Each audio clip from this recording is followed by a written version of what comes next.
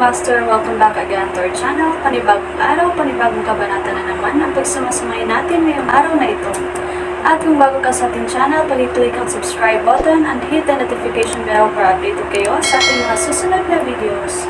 So mga Master, bago natin simulan ang ating kabanata ngayong araw na ito, huwag po sana natin skip yung ads mga Master, no, dahil malaking bagay na po yan sa ating munting channel. So simulan na natin kabanata ngayong araw na ito. Let's go! Kabanata 7321-7345. Kabanata 7321. Ang Tower, Taiyi, Yasmina, Yulia, Hangkan, Maries, Harper, Yani, at iba pang makapangyarihang mga numero ay tumayo sa dulo ng isang magaan na tulay, na papaligiran ng usok at alikabok. Nag-aalangan silang makipagsapalaran ng mas malalim kung wala si James. Ngayon na si James ay may Kylo Rose aura, siya ay naging pinakadakilang dependency. Ang isang lilang gintong ilaw ay sumabog, at lumitaw si James sa malapit. Ang pangkat ng mga powerhouse, na naghihintay na sabik, mabilis na nagtipon sa paligid niya. Kinwestiyon ni Harper, nasaan ang Morgoth? Parehong mausisa, sumigaw si Yani, oo. Bakit hindi siya sumama? Sinabi ni Hangkan na emosyonal, ang Morgoth ay ang pinakatapat sa mortal na emperador. Hindi siya umatras sa isang mahalagang sandali na tulad nito, di ba? Itinaas ni James ang kanyang ulo at sumagot, senare ko siya. Natigilan ang lahat sa tugon at agad na pinaghihinala ang hindi na pinagkakatiwalaan ni James si Morgoth at nag-iingat sa kanya. Bago sila mag-isip pa, lumakad si James sa ilaw na tulay at nawala sa mga makukulay na ulap. Nagpalitan ang grupo ng mga sulyap at nagmadali na sumunod sa kanya. Sa tulong ng Kylo Rose Supreme Scepter, madali silang tumawid sa Light Bridge at Destiny Forest. Makalipas ang ilang mga enterpok, sa wakas ay nakatayo silang ligtas bago ang isang napakalaking, matataas na palasyo ng hindi nakatagpo ng anumang panganib sa daan. Ang nakasisilaw na palasyo ay napapalibutan ng hindi mabilang na mga universidad at nagradiated ng labis na pakiramdam ng pang-aapi. Humuhugas si Harper, wow! Ito ba ang maalamat na Huya Palace?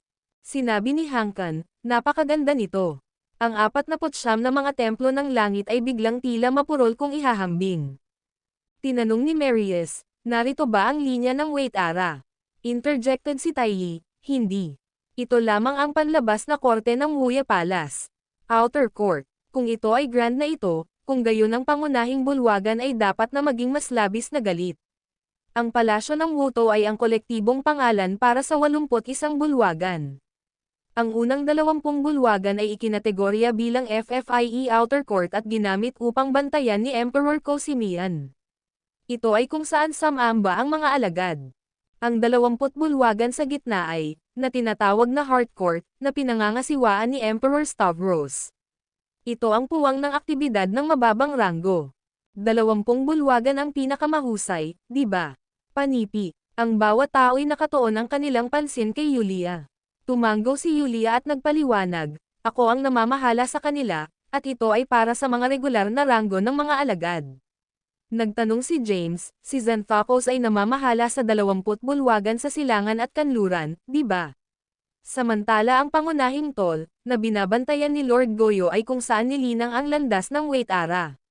Panipi tuldok. Sina Taiyi at Yasmina ay tumingin kay James sa pagkabigla. Ang video na ito ay edited by Herban Storytelling. Kabanata 7322. James ay nagtanong, mali ba ako? Ang Taiyi at Yasmina ay nagpalitan ng hindi mapakali na sulyap bago yumuko bilang tugon. Si James, gamit ang kanyang mga kamay sa likuran, ay dahan-daang sinabi, ang 12 Olympus Dome sa likod ng Huya Palace ay ang mga dojos ng 12 Diyos na ito, tama. Nang makita ang Taiyi, Yasmina, at Hangkan ay ibinababa ang kanilang mga ulo sa kahihiyan, ngumiti si James. Walang dapat ikahiya, mayroon kang iba't ibang paniniwala ngunit masyadong mahina. Mayroon ka lamang dalawang pagpipilian, alinman upang labanan sa kamatayan o kompromiso.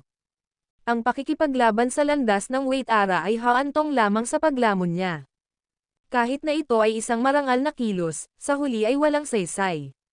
Bumantong hininga si James at sinabi, gagawin ko rin kung nasa posisyon ako. Kapag hindi ka sapat na malakas, kailangan mong pansamantalang tiisin ang kahihiyan. Gayunpaman, mahalaga na huwag kalimutan ang iyong orihinal na hangarin. Kaya, hindi mo kailangang mapahiya. Harapin ang iyong nakaraan ng may dignidad. Itinaas ng tatlong Diyos ang kanilang mga ulo at tiningnan si James ng may pasasalamat. Inaasahan nila na siya ay mangutya tulad ng landas ng Waitara, gawin silang makakasala, at pagkatapos ay manipulahin ang mga ito sa kanyang kalooban.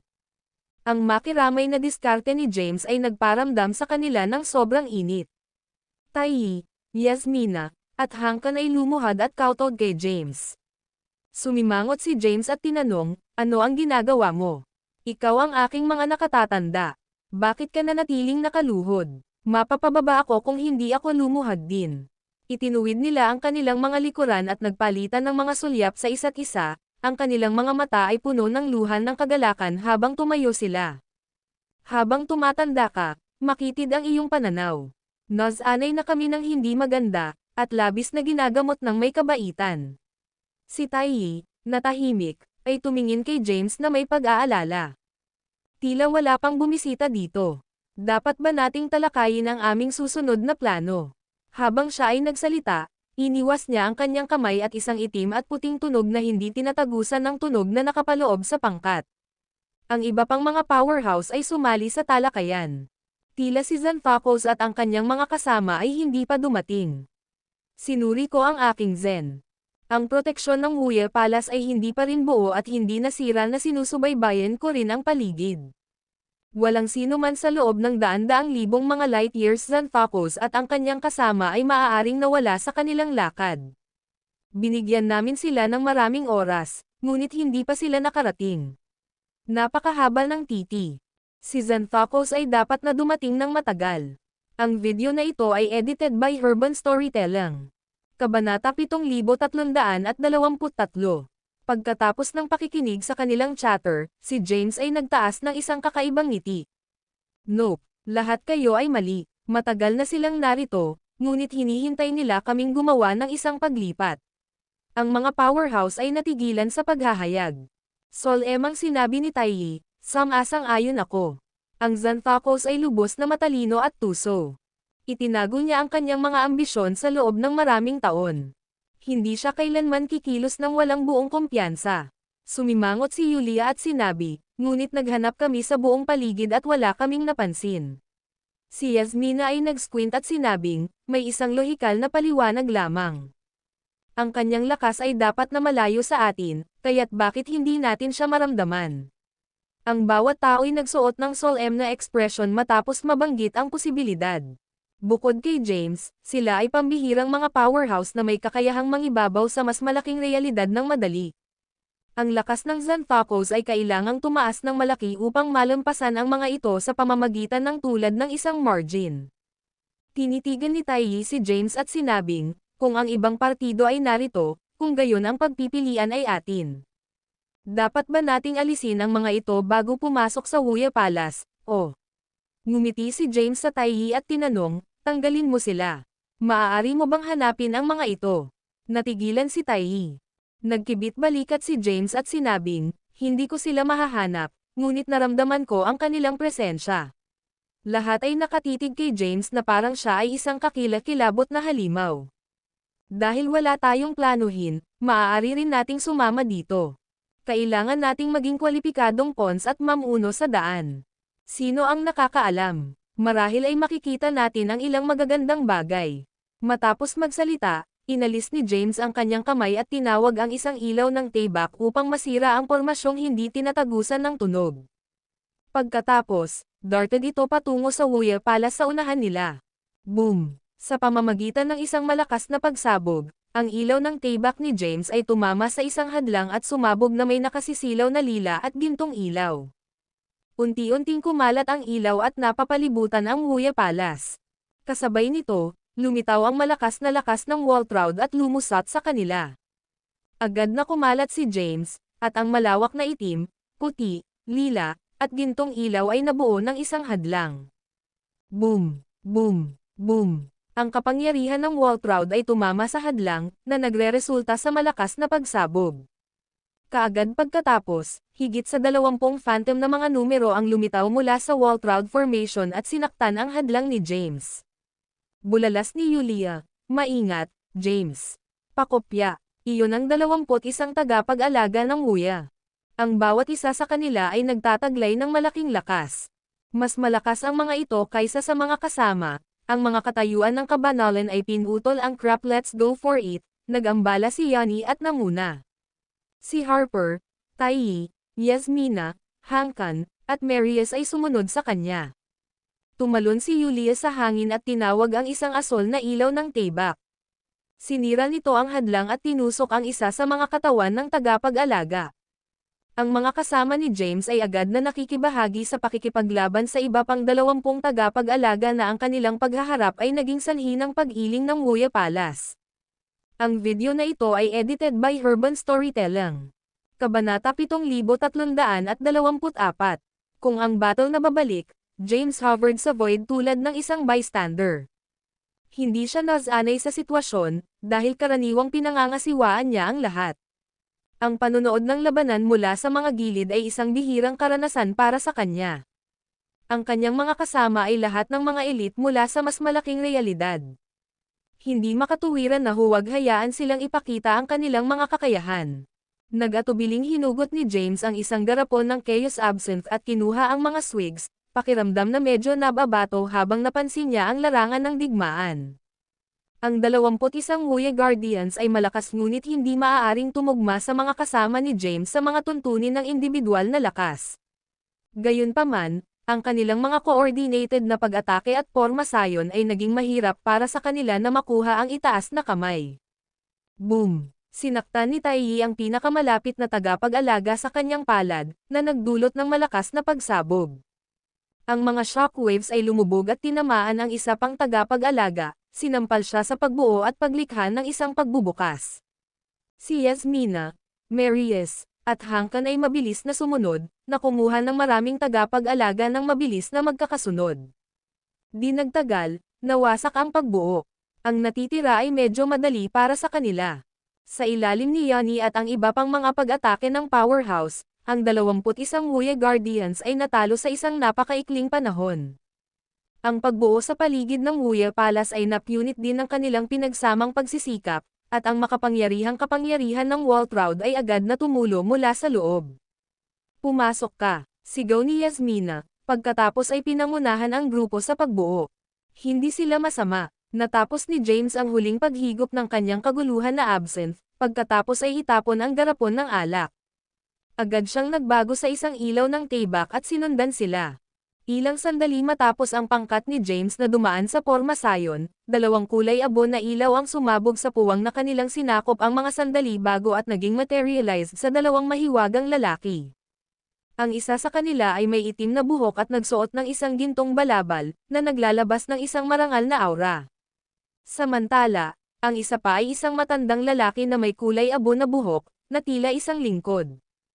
Ang tao sa gintong balabal ay nakulong, isang sorpresa. Hindi lamang niya isinama ang 5 espiritu, ngunit nilinang din niya ang isang walang hanggan na katawan.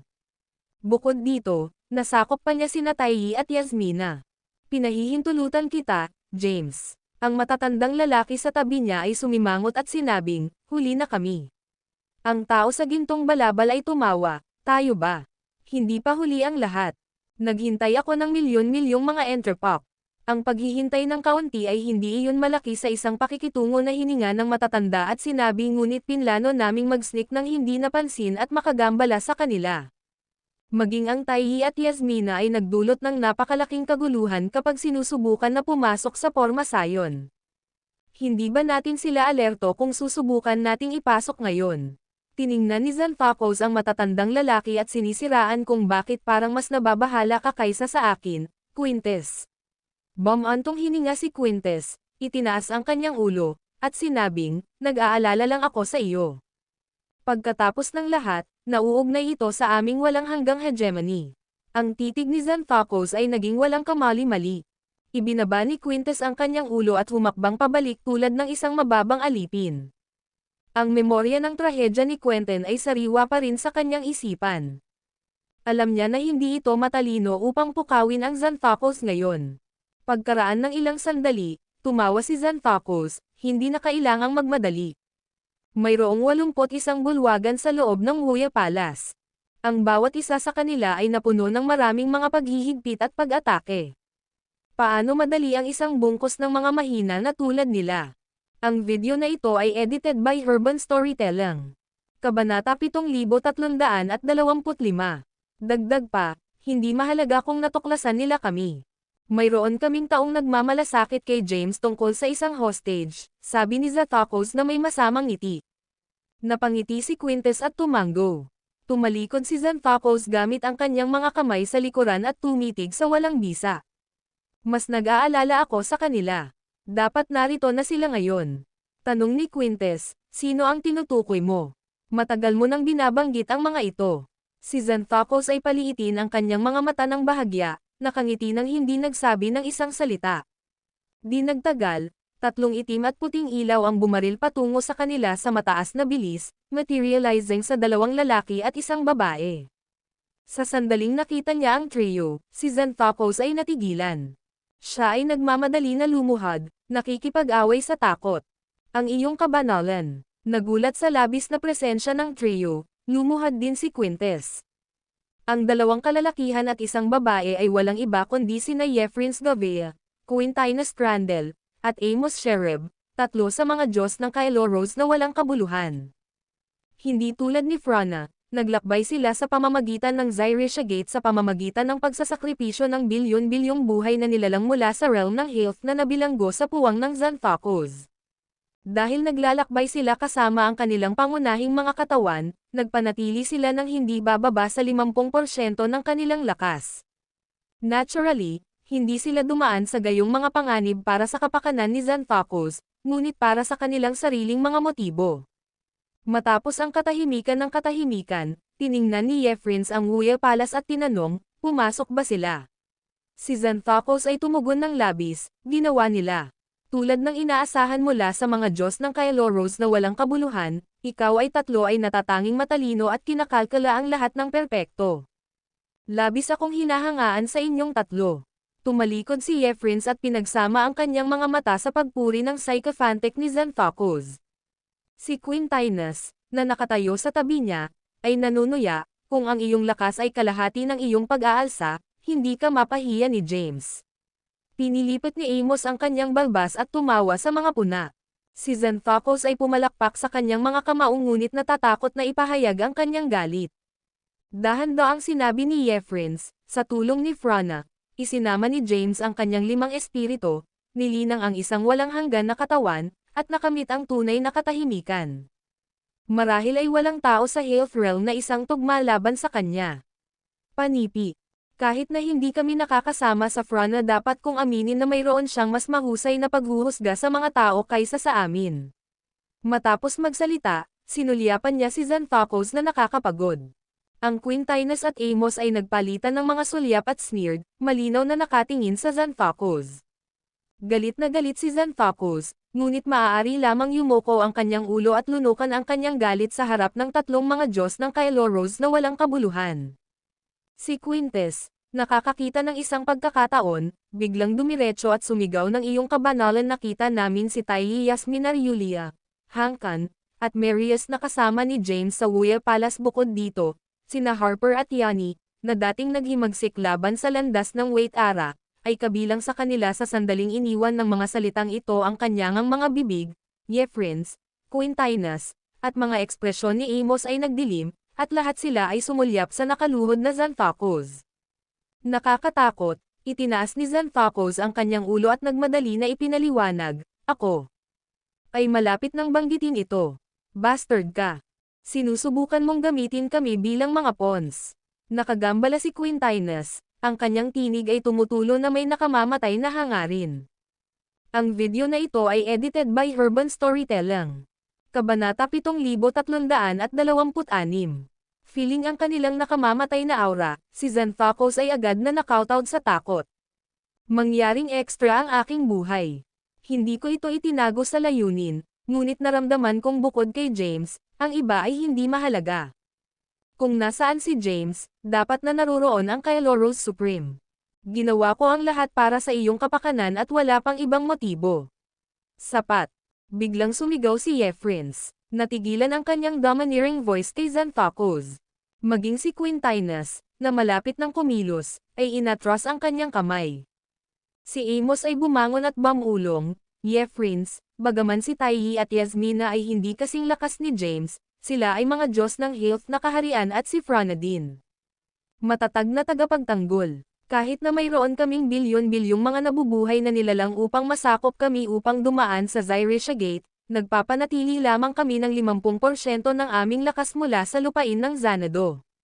Maaari naming hawakan ng magkasama si James, ngunit kung ang Taiyi, Yasmina, at ilang iba pang mga powerhouse mula sa Health Realm ay nakipagtulungan din, natatakot ako. Malamig na sumingit si Quintinus, ano ang kinakatakutan mo? Gaano karaming problema ang maaaring gawin ng pangkat na ito ng mga ants mula sa Realm?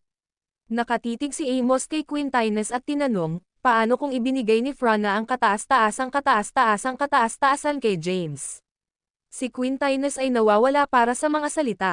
Si Yefrins ay sumimangot ng tame time ngunit nanatiling tahimik. Ang kanilang layunin ay upang mapawi ang Frana at matiyak na hindi na siya makakabalik sa lupain ng Xanadu. Kasabay nito, nais nilang sakupin ang Kylo Supreme Scepter at alisin ang pamagat ng kataas-taasang Kylo magpakailanman. Gayunpaman, ang katotohanan ay inilatag sa harap nila. Si James lamang ay sapat na upang bigyan sila ng sakit ng ulo. Sa pagdaragdag ng kanyang mga kasama, ang kinalabasan ay hindi mahuhulaan. Itinaas muli ni Quintus ang kanyang ulo at sinabing, mayroon kaming isang mas mahusay na paraan upang makitungo kay James. Sa sandaling lumabas ang mga salitang ito, ang tatlong mga Diyos ng Kylo ng walang kabuluhan ay tumitig sa Quintus ng sabay-sabay. Si Xanthocos, na nakaluhod, ay tumingin kay Quintus na may matinding galit, na nais na mapunit siya. Sabihin mo sa akin, ano ang nasa isip mo? Tanong ni Quintinus. Ang mga labi ni Quintus ay umiikot habang nilamon niya ang kanyang laway sa takot. Maaari ba akong sumulong at gumawa ng isang lihim na ulat? Ang tatlong mga Diyos ng Kylo ng walang kabuluhan ay tumingin sa bawat isa at tumango ng sabay-sabay. Sumugod si Quintus at bumulong sa kanila. Ang tatlong mga Diyos ng Kylo ng walang kabuluhan ay tumango ng madalas habang nakikinig sa kanya. Si Xanthocos, na nakaluhod, ay nababalisa na sabik. Nais niya na mapunit niya si Quintus. Tapos na.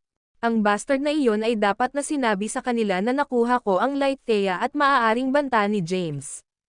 Paipilitin nila ako na ibigay ang ilaw ni Thea at Yuka. Tapos na ako, at ang lahat ng aking mga pagsisikap ay malapit nang bumaba sa kanal.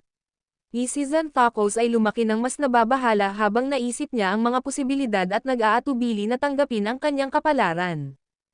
Habang ang mga Diyos ng Kylo ng walang kabuluhan ay nakikipag-usap pa rin kay Quintus ay mabilis siyang nagbago sa walang enerhiya na patay at sumugod patungo sa pagbuo sa paligid ng Muya Palace.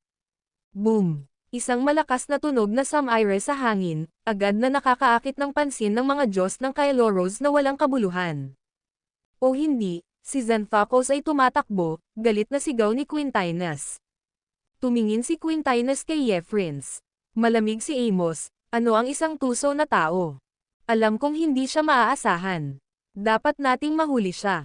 Pinahusay namin ang kanyang lakas, at mayroon siyang mga cauldrons ng Arquereos. Hindi natin siya maaaring mawala. Kapag sina Quintinus at Amos ay malapit ng magmadali, pinigilan sila ni Yefrins. Sa pagtingin sa pagbuo na may isang malaking butas, huminga ng malalim si Yefrins. Ang layunin ni Xanthocos ay ang kaharian ng health. Siya at si James ay mga kaaway ng mortal at hindi maaaring umiiral sa ilalim ng parehong kalangitan. Ang video na ito ay edited by Urban Storytelling. Kabanata 7327. Hayaan siyang lumaban kay James, ang pareho silang nasugatan, susundan natin, hindi ito masyadong masama sa isang plano. Nagpalitan sina Quintinus at Amos at huminto ng sabay-sabay. Biglang tinanong ni Quintus, sasabihin ba ni Xanthocos kay James tungkol sa iyong pagdating? Tumingin ulit sa kanya si Yefrins at sinabing, mukhang mas matalino ka kaysa kay Xanthocos. Tumawa si Quintus, hindi ako sapat na malakas, kaya maaari ko lamang Bago siya makatapos, nag-ambala si Yefrins sa pamamagitan ng pagbaril ng isang itim at puting bola ng enerhiya.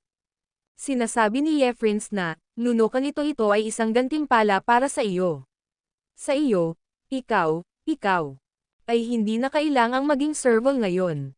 Kapag nakilala mo si Xanthocus, hindi mo na kailangang matakot sa kanya. Panipi.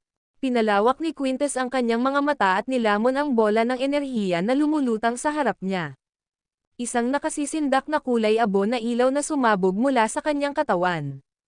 Siya ay baluktot at gamulong sa walang bisa, sumisigaw sa sakit. Hindi mabilang na mga numero ng phantom na may mga bird fangs at claws ay lumitaw mula sa kanyang katawan, sumabog sa hangin. Sumimangot si Quintinus at tinanong, bakit mo siya binigyan ng walang bisa na bagyo? Hindi ka ba natatakot na ipagkanulo niya tayo? Malamig na sinabi ni Yefrins, mas matalino siya kaysa kay Xanthocus at hindi gagawa ng mga hanggal na desisyon. Dagdag pa, tumakas si Xanthocus. Kailangan namin ng dagdag na paa upang maglaman sa kanya. Tumingin si Yefrins sa Huya Palace. Pinang-anib ni Frana ang kanyang buhay na dumaan sa gate ng Zyrisha at iwanan ang Xanadu Realm. Now lamang ang aming pagkakataon na sakupin ang kontrol ng sekta ng Destiny. Ang anumang sakripisyo ay sulit kung maaari natin siyang patayin, o kahit nabitag siya sa loob ng Health Realm magpakailanman at makuha ang kanyang Kylo Rose Supreme Scepter. Si Quintinus at Amos ay huminga ng sabay. Ang mga ito ay matapat na tagasunod ni Yefrins at sinunod ang kanyang mga desisyon ng walang pasubali. Si Quintes, na matagal nang lumiligid sa walang bisa, sa wakas ay tumigil sa pagsigaw. Umupo siya ng cross-legged, nakabalot sa isang makapal na wala sa aura. Isang malabong, landas, na salita na umakyat sa itaas ng kanyang ulo. Ang tatlong mga Diyos ng Kylo Rose nang wala ay naghintay na parang si Quintes ang tunay na kalaban. Crack, crack, sa pamamagitan ng isang pagsabog ng mga tunog ng pag-crack, ang walang bisa na bagyo na nakabalot kay Quintes ay unti-unting nabasag. Sa loob, isang figure na pinagsama sa walang bisa ng maraming beses na mabilis na lumilitaw sa harap ng mga Yefrins, at lumuhad sa isang tuhod. Salamat sa regalo, ang iyong kabanalan. Inutusan ni Yefrins, magpatuloy, open ang formation, nagsasagawa rin kami. Tumanggaw si Quintes at agad na naging isang bola ng wala sa aura, na dumadaloy ng diretsyo sa pagbuo. May isa pang malakas na dagandong. Isang ilaw ang sumabog at isa pang crack na nabuo sa pagbuo. Si Yefrins ay commandant sa Quintinus at Amos, at sabay-sabay silang naging masa ng gas at dumaan sa porma sayon. Si Quintes, na ngayon ay ganap na na-update, ay nagpakita ng isang kakaibang ngiti. Hindi ko inisip na magkakaroon ako ng ganitong pagkakataon na dapat itong hintayin na maghintay para sa akin, James. Hahanapin ko talaga ka sa lalong madaling panahon. Sa sandaling dumaan si Quintes sa pagbuo, isang ilaw ang sumabog sa likuran niya at tinatakan ang puwang. Ang video na ito ay edited by Urban Storytelling. Kabanata 7328. Pavilion at towers ay tumaas ng matikas, napapaligiran ng masalimuot na mga rock areas at kakaibang mga bato. Ang mga bundok at tubig ay magkakaugnay ng walang putol, na may ambon na kumot sa lupa, na lumilikha ng isang Katanji tanging tanawin na kapwa na kamamanghang at matahimik. Si James at ang kanyang mga kasama ay nakatayo sa gilid ng isang swirling mass ng itim at puting enerhiya. Sa kabila ng kamangha-manghang tanawin sa harap nila, wala sa kanila ang nangahas na gumawa ng isang hakbang pasulong. Matapos pumasok sa Huya Palace, nakatagpo sila ng hindi mabilang na mga ilusyon, porma sayon, pagbabawal, at pag-atake sa unang 20 bulwagan. Maging si James, malakas na tulad niya, ay nabigo na hadlangan ang ilang mga hindi inaasahang ambushes. Bilang isang resulta, nasugatan sina Yanni, Harper, at Hankan. Ngayon na naipasa nila ang 20 bulwagan, kailangan nilang maging maingat sa harap ng hindi alam. Nagretort si Taiyi, ang landas ng Waitara ay tuso. Tila bago siya tumakas, gumawa siya ng komprehensibong pagbabago sa Huya Palace upang maiwasan kaming bumalik upang sakupin ang lugar. Panipi. Si Yasmina ay sumigaw, "Emph." Hindi rin niya mapagkakatiwalaan ang kanyang sariling alagad, Goyo, paano siya mapagkakatiwalaan? Si James, natahimik, biglang sumimangot. Matapos tumakas ang landas ng Wait Ara, hindi ba dumating si Goyo upang kunin ang Wuya Demon Slayer Sword? Paano niya ito nahanap? Sinulyapan ni Yasmina si Taiyi at nag-atubiling magsalita. Sumagot si Taiyi, ang Wuya Demon Slayer Sword ay isang kayamanan lamang mula sa unang 20 bulwagan, moreover, si Goyo ang direktang alagad ng Wait Ara Path.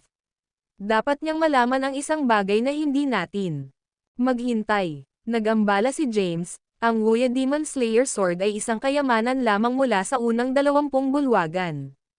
Tumanggaw si Taiyi at sumagot, oo, ang Wuya Palace ay may 20 bulwagan sa harap, gitna, at likod ng mga korte, then, 10 sa silangan at 10 sa west, each court ay may ibang kayamanan na nakaimbak sa loob. Kinuha ni Yasmina ang pag-uusap at sinabing, nariyan ang Wuya Demon Slayer Sword, Historical Pestle, the Nothingness Brush, the True Path Diagram, the Sky Cauldron, the Void Furnace, the Path Stamp, the Matuwid na Axe, at the Path Designation Bead, na kung saan ang siyam na kayamanan ng wala. Siyam na kayamanan ng matuwid na landas ang umiiral sa loob ng realm, na nagpapahintulot sa Taoism na magpatuloy at magdala ng kaligtasan sa lahat ng nabubuhay na nilalang. Tumingin si Yasmina kay James. Ang dahilan kung bakit nais ni Nagoyo at Xanthocos ang Wuya Palace ay hindi lamang dahil ito ang representasyon ng awtoridad, ngunit dahil sa siyam na kayamanan ng wala. Sa siyam na kayamanan ng walang kabuluhan, maaari mong kontrolin ang 40 hindi mga kaldero, pati na rin ang kapalaran ng anumang banal na pagiging nasa health na hindi kinakailangang maging kataas-taasang landas, magkakaroon ka talaga ng kumpletong awtoridad sa health realm. Bumagsak si James matapos makinig sa paliwanag. Sa kabutihang palad, tinanong niya ang tanong. Kung hindi man, maaaring napalampas niya ang maraming mahahalagang impormasyon. Mula sa impormasyong minana niya mula sa FRONA, mayroon lamang mga detalye tungkol sa bid ng pagtatalaga ng landas. Posible na binago ng landas ng Wait Ara ang lahat sa realm ng health sa likod ng siyam na Kailoros Gods of Nonsense Backs. Matapos mag-isip ng ilang sandali, tinanong ni James, ang siyam na kayamanan ba ay walang katumbas ng susi upang buksan ang 49 na mga kaldero? Oo, tumanggaw sina Taiyi at Yasmina ng sabay. Kinwestiyon ni James, mayroong 20 bulwagan sa harap, gitna, at 10 bulwagan sa silangan at kanluran kasama ang pagdaragdag ng hall ng Wait Ara Path, dapat na may 6 na kayamanan lamang. Saan ang iba pang 3? Sina Taiyi at Yasmina ay tumingin sa isa't isa at pagkatapos ay nagbuntong hininga ng sabay-sabay. Biglang tinanong ni James, mayroon ba silang mga landas ng Wait Ara? Paano kung ang kanyang Sorumsia ay nakatago sa mga kayamanan na ito? Tinanggihan ni Taiyi, imposible iyon. Ang Sorumsia ng Wait Ara Path ay ang unang historial na ipanganak sa health realm. Ito ay isang pisikal na nilalang, para sa kanya upang bumalik sa kapangyarihan, kailangan niyang mabanyagan ng mas malaking realidad at kailangang dumaan sa mga paghihirap para sa milyon-milyong mga Entropox. Iyon ay makukuha sa paraan ng kanyang sariling mga plano. Bisitahin ang novelebook.com upang mabasa ang pinakabagong kabanata ng nobelang ito. Ang video na ito ay edited by Herban Storytelling. Kabanata 7329. Yasmina ay same time na sinabi, naniniwala rin ako na imposible. Tahimik na naalala ni James kung paano naninirahan ang espiritu ng kaluluwa ng Wait Ara Path sa loob ng Wuya Demon Slayer Sword. Ito ang humantong sa kanya na maghinala na ang Wait Ara Path ay maaaring nakatago ng isang bagay sa loob ng iba pang 8 kayamanan din marahil ang mga fragment ng kanyang kaluluwa o ang kanyang primordial na espiritu. Posible rin na idineposito niya ang isang bagay na mahalaga sa loob nila. Gayunpaman, ang siyam na kayamanan ng wala ay mahalaga sa pag-unlock ng 49 na mga kaldero. Ang pag-secure sa kanila ay kinakailangan. Kung hindi man, ang kanilang buong misyon dito ay mawawalan ng kabuluhan. Sa una, naisip ni James na madali niyang makuha ang bid ng pagtatalaga ng landas matapos na sakupin ang Wuya Palace. Gayunpaman, lumitaw na kailangan niyang dumaan sa maraming mga hadlang bago makamit ang kanyang layunin. Si James ay nag-squint at sinabing, huwag malinlang ng tanawin. Maaaring mapangunahan tayo sa isang hindi kilalang sukat o universo, stay sa bantay. Hindi dapat maliitin ang ating kalaban. Ang kanyang mga salita ay nagpasigla sa pangkat upang maisaaktibo ang kanilang pinakamalakas na kasanayan sa pagtatanggol. Tulad ng pagsulong ni James, biglang nagbago ang tanawin. Ang mga pavilion at tower ay sumulpat sa mga umuungal na mga dragon, na nasasaktan sa kanila. Ang mga bundok at ilog ay naging mga hayop, na sinisingil. Itinaas ni James ang kanyang kamay, na nakapaloob sa kanyang mga kasama sa isang pagbuo ng tatlong kayamanan. Ang mga dragon ay bumagsak sa pagbuo na may isang bingi na pag-crash. Sa oras na ito, pinili ni James na huwag makisali sa isang paghaharap. Sa halip, ginamit niya ang Three Treasures Formation bilang takip at ang Wuya Demonslayer sword upang mabigyan ng daan, pagkatapos ay pinangunahan ang kanyang mga kasama. Nahaharap sa mabangis na pag-uusap ng mga dragon, si James ay hindi nagkasala at pinindot hanggang sa makarating sila sa isang malawak na asol na mundo. Ang solong lilim ng asol ay namuno sa tanawin na parang nalubog sa kalaliman ng karagatan. Ito ay isang nakakainis at nakasisindak na paningin. Tumingin si Harper at nagtanong, nasa ilalim ba tayo ng tubig? Si Yanni ay nagretort, huwag maging walang katotohanan, Wei ay nasa mas malaking realms. Pinakamataas na punto na ito ay isang isang ilusyon tulad ng pagtatapos niya sa pagsasalita. Ang mga rumbles ay sumigaw sa itaas ng tatlong kayamanan na porma sayon at maraming mga isda ng koi na sisingilan sa kanila ng kanilang mga bibig na binuksan ng malawak. Boom! Ang ilang higit pang mga bingi ng bingi ay sumunod, at ang mga bitek na nabuo sa buong porma sayon. Bulalas ni Marius, mas malakas pa sila kaysa sa mga dragon ngayon. Maaari ba itong Yeria, na kinamumuhian mo ng sobra, ay nagmula din sa lugar na ito? Panipi. Kinalat ni James ang kanyang mga bisig at ipinadala ang mga ilaw ng itim, puti, lila, at ginto sa paligid. Ngunit bago magtagal, ang mga isda ng koi ay lumubog sa kanila at sinira ang tatlong porma sayon ng bulaklak. Ang mga aswal na alon ay lumusot sa pangkat at inalis ang mga ito. Si James ay malapit ng kumilos ngunit nilamon ng isang malalaking hayop. Ang video na ito ay edited by Urban Storytelling. Kabanata 7330, na may isang ilaw ng ilaw, binuksan ni James ang kanyang mga mata at natagpuan ang kanyang sarili sa loob ng isang mahiwagang kuweba. Napapaligiran siya ng mga mahiwagang prutas na naglabas ng mga nakasisilaw na ilaw, na katulad ng mga maliit na parol na nagpapaliwanag sa lugar. Inscan niya ang kanyang paligid na maingat at nakita ang isang maliwanag na figure na nakaupo sa cross-legged malalim sa loob ng yungib. Ang mukha ng figure ay nakakubli, ngunit isang makapangyarihang aura ang nagmula sa kanya. Dapat kang maging malakas na ginawa ito dito, isang malakas na tinig na tumaas sa loob ng yungib. Sino ka? Sumimangot si James, inaayos ang kanyang tingin sa maliwanag na figure. Matapos ang isang iginuhit na buntong hininga, ang figure ay sinabi ng walang tigil, ito ay masyadong mahaba. Hindi ko na maalala ang aking pangalan. Tumawag ka sa akin na si Dylan Zacarias. Dylan Zacarias. Ang puso ni James ay lumaktaw ng isang matalo habang ang pangalan ay nag-aalsa sa kanyang isipan.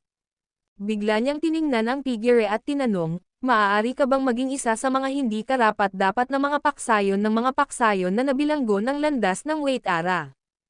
Ang figure chuckled. Unorthodox faction. Ito ay isang angkop na pangalan. Sa mga alagad ng landas ng Waitara na katulad mo, kami ay isang pangkat na nakagawa ng pagtataksil, ha? Panipi. Tahimik na gumawa si James ng ilang maingat na hakbang. Sa kanyang sorpresa, ang lupa sa ilalim niya ay gumuho sa bawat hakbang. Sa oras na naabot niya ang figure, isang malalim na kailaliman ang nabuo sa likuran niya. Dylan chuckled. Huwag matakot. Ito ay isang ilusyon lamang. Bigla, lumitaw ang dalawang mata na pula ng dugo sa itaas ng figure at binaril ang mga mapula na ilaw na beam na agad na nakapaligid kay James. Natutuwa si Dylan, 3 kayamanan, 5 espiritu, walang hanggan na katawan, at pangunahing serenity. Hindi ka taka-taka na ginawa mo ito dito. Ang realm ay tunay na nagbubunga ng mahusay na talento. Gayunpaman, tila ikaw ay isang pagkatao. Hindi ba natatakot ang landas ng Waitara na magaganap ka? Panipi. Iyon ay medyo bastos sa iyo. Mukhang may isang mabuting pag-uugali ako. Si James ay nanginginig ang sarili mula sa mga ilaw ng crimson na nakapaligid sa kanya. Tumanggo si Dylan. Tama ka. Humihingi ako ng paumanhin para sa aking mga kaugalian. Nakita ko ang isa pang nabubuhay na nasa loob ng mahabang panahon at nasa sabik, please patawarin mo ako.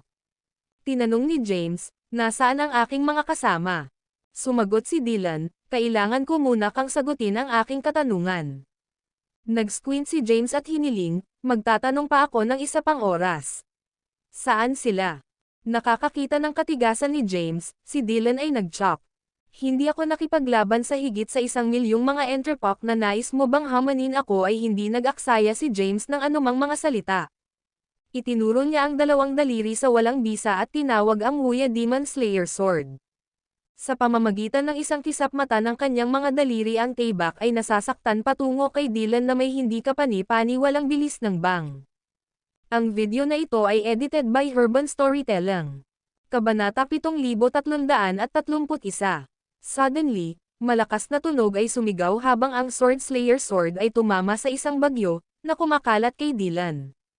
Para bang tumama ito sa isang solidong bato at hindi na maaaring sumulong.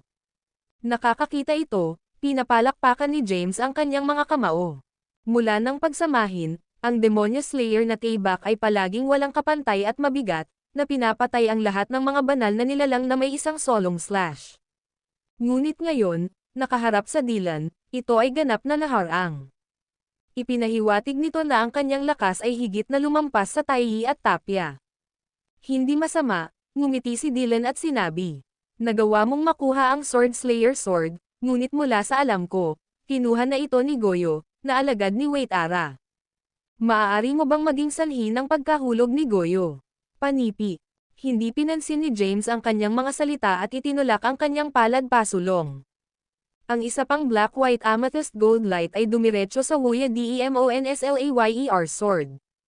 Sa isang instant, na may tunog ng Taebak, ang Wuya Demon Slayer sword ay tila nakakakuha ng bagong kapangyarihan at muling sinaktan ang bilis ng kidlat. Sa tunog ng isang pagsabog, agad na nabasag ang bagyo. Gayunpaman, ang Sword Slayer sword ay nablock muli habang papalapit ito sa Dylan. Malakas ka talaga, biglang sinabi ni Dylan. Ngunit kung nais mong talunin ako, kakailanganin ng maraming pagsisikap. Pagkatapos, kumalas siya sa kanyang mga kamay. Isang asol na ilaw ang bumaril at hinayla ang Sword Slayer sword papunta sa kanya. Nahuli ni James ang Taebak at bumagsak muli. Ang isa pang malakas na tunog ay sumunod bilang isang malakas na ilaw ng Taebak na sinaktan sa Dylan. Si Dylan ay lumubog sa kalangitan, na tinutukoy ang pag-atake. Ang kanyang orihinal na posisyon ay nasira ng ilaw ng Taebak. Pagkatapos, si Dylan ay naging hindi mabilang na ilusyon pagkatapos ng mga pag-iingat, na papalapit kay James. Sa halip na umatras, sinisingil ni James ang Demon Your Sword. Agad na, hindi mabilang na mga pagkatapos ng pag-flash sa yungib. Hindi mabilang na mga ilaw ng Taebak at mga palad ang tumawid sa mga landas, na nagsisimula ng isang mabangis na labanan. Si James ay umasa sa bilis at lakas ng walang hanggan na katawan at panghuli katahimikan upang sugpuin si Dylan. Inatake niya ang mabangis na hindi ipinagtatanggol ang kanyang sarili. Sa kabilang banda, sa ilalim ng patuloy na pag-atake ni James, si Dylan ay nag-dodge ng mga kritikal na suntok at nahaharap sa hindi gaanong mapanganib na mga head-on. Ginamit niya ang kanyang kakaibang kasanayan upang bilugan si James at ilunsad ang mga pag-atake ng snake, na umaatake sa kanya ng marahas. Nang sumalakay si James, si Dylan ay yumigtad. Nang tumahimik si James, aagaw ni Dylan ang pagkakataon para sa isang pag-atake ng snake. Sa kabila ng kakilakilabot na kapangyarihan ni James, hindi niya lubos na may palabas ito, na parang nakikipaglaban siya sa hangin. Kung hindi ito para sa walang hanggan na katawan ni James, na hindi napapansin sa lahat ng mga kalamidad, hakbang sa Terrace Astride, form ng Dawnblaze, at mga mata ng mga mata, ang mga snake na pag-atake ni Dylan ay papatayin siya. Nakaharap sa gayong mga taktika ng rogue, nabigo si James. Ang lahat ng kanyang mga dating kalaban ay mas malakas at minamaliit siya upang makipaglaban ng madali. Gayunpaman, ito ang unang pagkakataon na nakatagpo siya ng mga pag-atake tulad ni Dylan. Lumabas ka rito, galit na umungol si James. Isang itim na puti amethyst kumalat ang ilaw ng gintong Taebak, na nagiging sanhi ng buhangin at bato na lumipat sa yungib. Ang lupa at mga bundok ay nanginginig, ngunit hindi sila bumagsak. Matapos mag-ayos ang alikabok, Tumingin si James sa paligid ngunit hindi mahanap si Dylan. Hindi niya rin maramdaman ang kanyang aura. Ito ay lubos na tahimik. Ang paraan ng pag-atake ni Dylan at itinago ay walang kabuluhan. Siya ay walang kahihiyan. Hindi alam kung paano siya nahuli ni Wait Ara, dahil siya ay napakatuso. Maya-maya, may ideya si James. Dylan, lumabas ako. Hindi ka na-atake sa iyo na magkaroon ng isang chat. Ang video na ito ay edited by Urban Storytelling. Kabanata 7332. Tulad ng sinabi ni James na, ang tinig ni Dylan ay tumunog mula sa likuran. Huwag na tayo lumaban. Wala kaming anumang sama ng loob laban sa isa't isa, kaya bakit mo ako sinalakay? Napapagod ako. Tumigil ako. Bumagsak si James at itinulak ang kanyang palad. May malakas na tunog. Si Dylan, na lumitaw lamang, ay napuspos ng palad. Gayunpaman, ang pagsabog na inaasahan ni James ay hindi nangyari. Sa kabaligtaran, pagkatapos na mawala ang alon, tumayo si Dylan sa parehong posisyon, hindi nasaktan.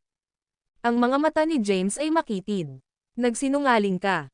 Itinuro ni Dylan si James, na bigo. Sinasabi mong matuwid, ngunit walang kahihiyan ka.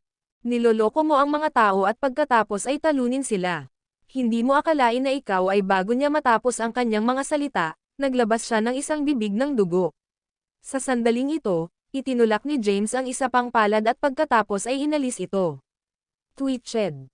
Hindi ako inasahan. Ang walang hanggan na katawan at pangwakas na katahimikan ay talagang malakas. Pinunasan ni Dylan ang dugo sa mga gilid ng kanyang bibig. Tila wala kang mga kalaban sa Health Realm.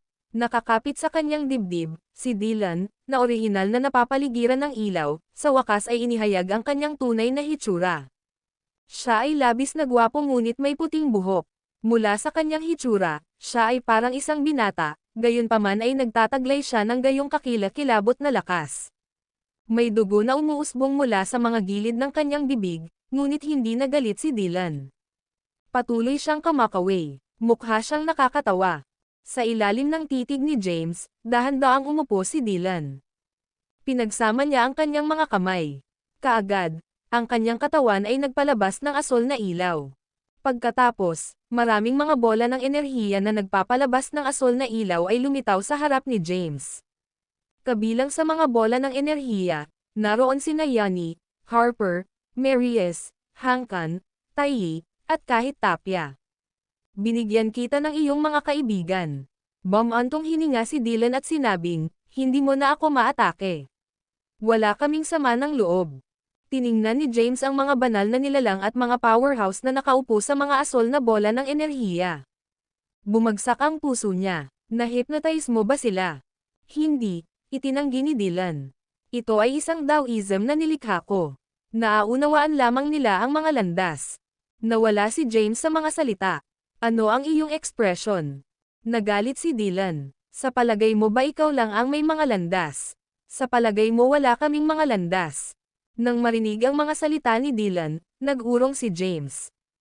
Hindi niya naramdaman na nasa panganib ang mga banal na nilalang at powerhouse, kaya't ibinaba niya ang kanyang bantay. Matapos ang isang sandali ng pag-iisip, nag-sign si Dylan. Ikaw ay mula sa labas, there ay dapat na maraming masarap na pagkain, especially wine.do mayroon ka. Hindi ko ito kukunin ng libre. Magbibigay sa iyo ng kapalit. Hindi inaasahan ni James na iminumungkahi niya ang ganitong kondisyon. Kaya, hindi siya tumanggi. Sa pamamagitan ng isang pagtaas ng kanyang kamay, dalawang garapon ng kaguluhan na si Absinthe ay lumitaw sa harap ni Dylan. Mabilis na tinanggal ni Dylan ang takip ng garapon. Mabilis niyang ininom ito na parang matagal na siyang nagugutom. Maya-maya, sinampal niya ang kanyang mga labi habang nasisiyahan siya sa aftertaste. Ito ay isang mahusay na alak.lt ay matagal na mula nang mayroon akong napakalaking alak. Pagkatapos, ipinagpatuloy niya ang pagbuhos ng alak sa kanyang bibig. Tinitigan siya ni James. Hindi siya nagagalit. Wala rin siyang sinabi. Naisip niya na kung maaari niyang matugunan ang isa sa mga banal na nilalang ng mga unorthodox na paksayon, dapat malaman ni Dylan tungkol sa Wait Ara at kung ano ang nangyari sa Huya Palace. Pagkatapos ng lahat, si Dylan ay nabilanggo dito sa loob ng maraming taon at dating kaaway ni Wait Ara.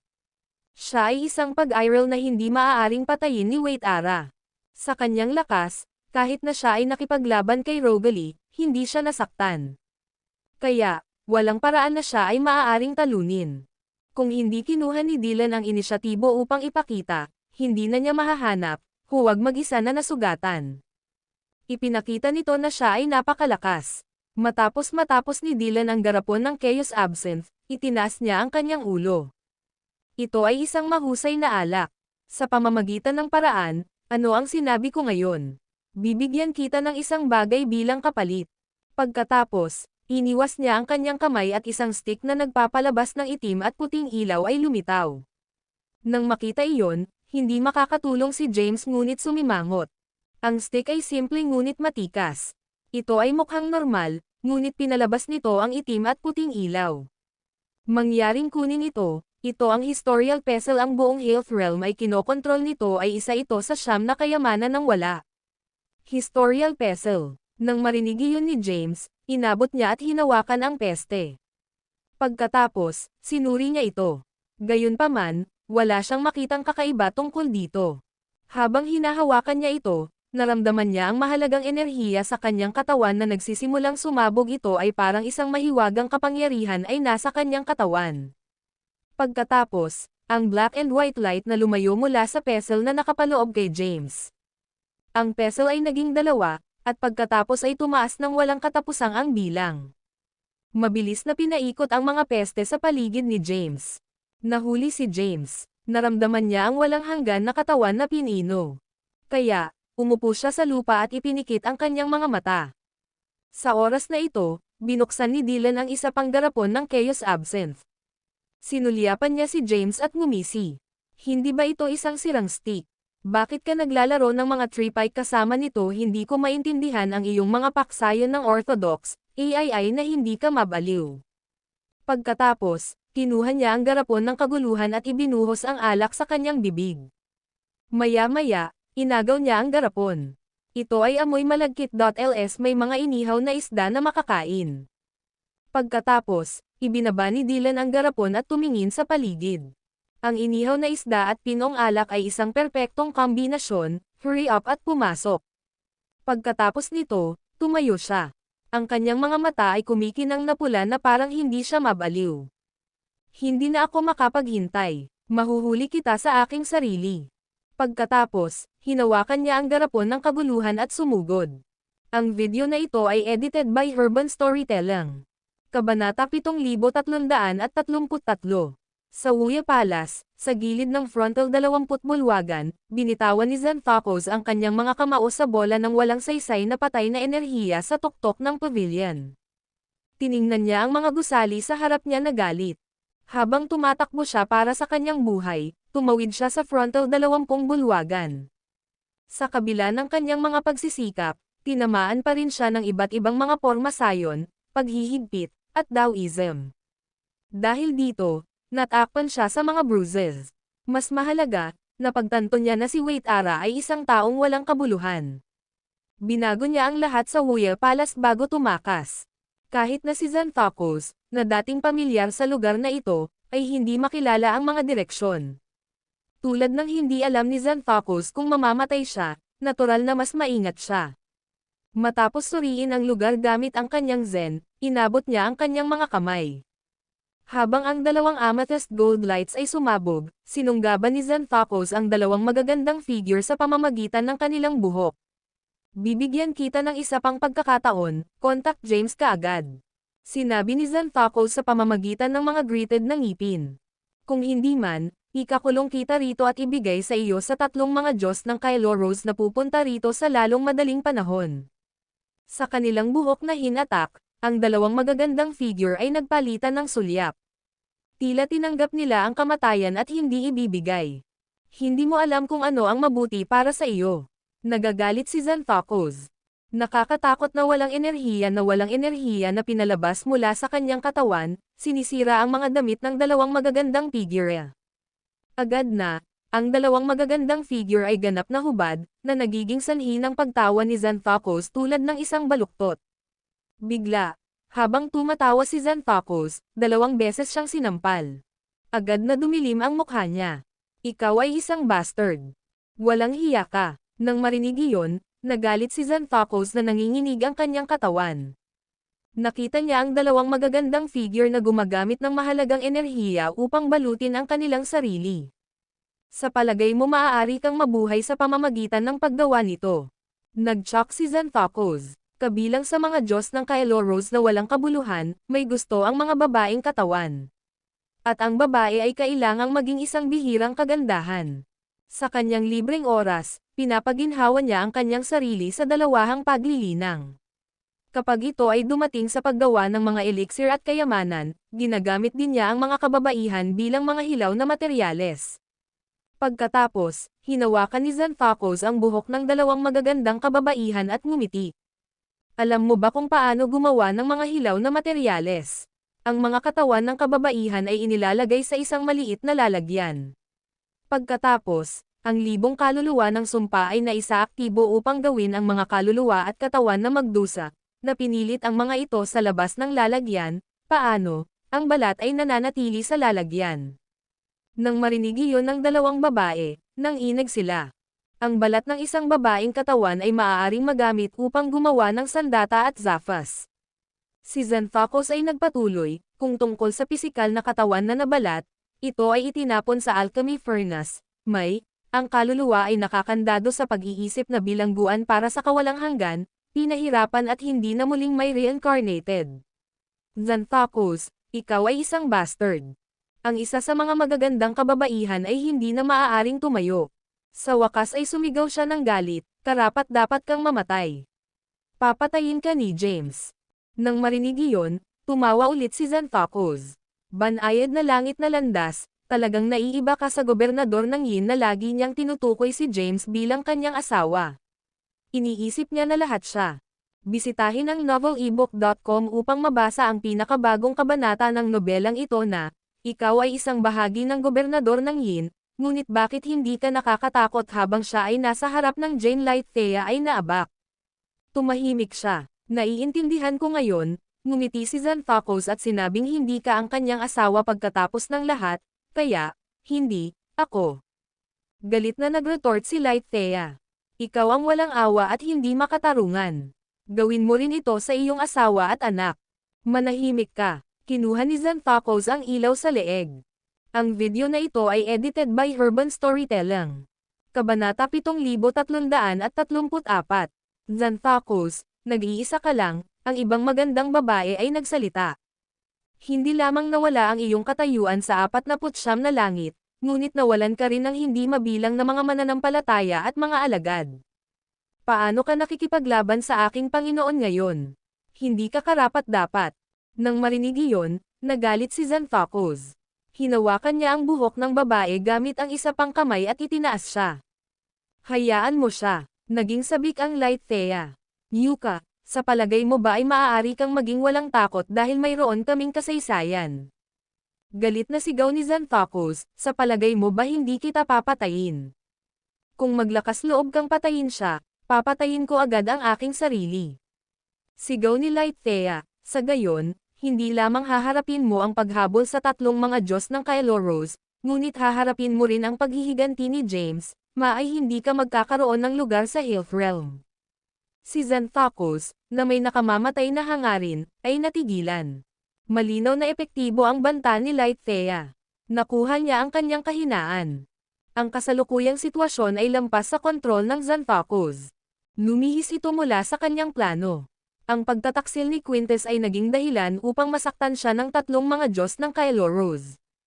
Kung pinatay ni Light Thea ang kanyang sarili, hindi na banta ni Xanthocles si James.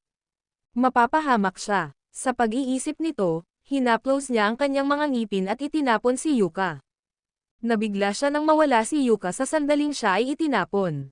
Ano ang nangyayari? Nagpanik si Xanthocles. Agad niyang isinaaktibo ang walang enerhiya na walang enerhiya. Gayunpaman, hindi gumanti si Yuka. Subconsciously, hinampos niya ang leeg ni Light Thea. Tumingin siya sa paligid ng lugar na may pagbabantay. Hindi ko gusto ang isang ibon. Gusto ko ng isang inihaw na isda. Bigla, isang nakapangangilabot at nakakatakot na tinig ang tunog mula sa walang bisa. Ginawa nito ang isang hair stand sa dulo.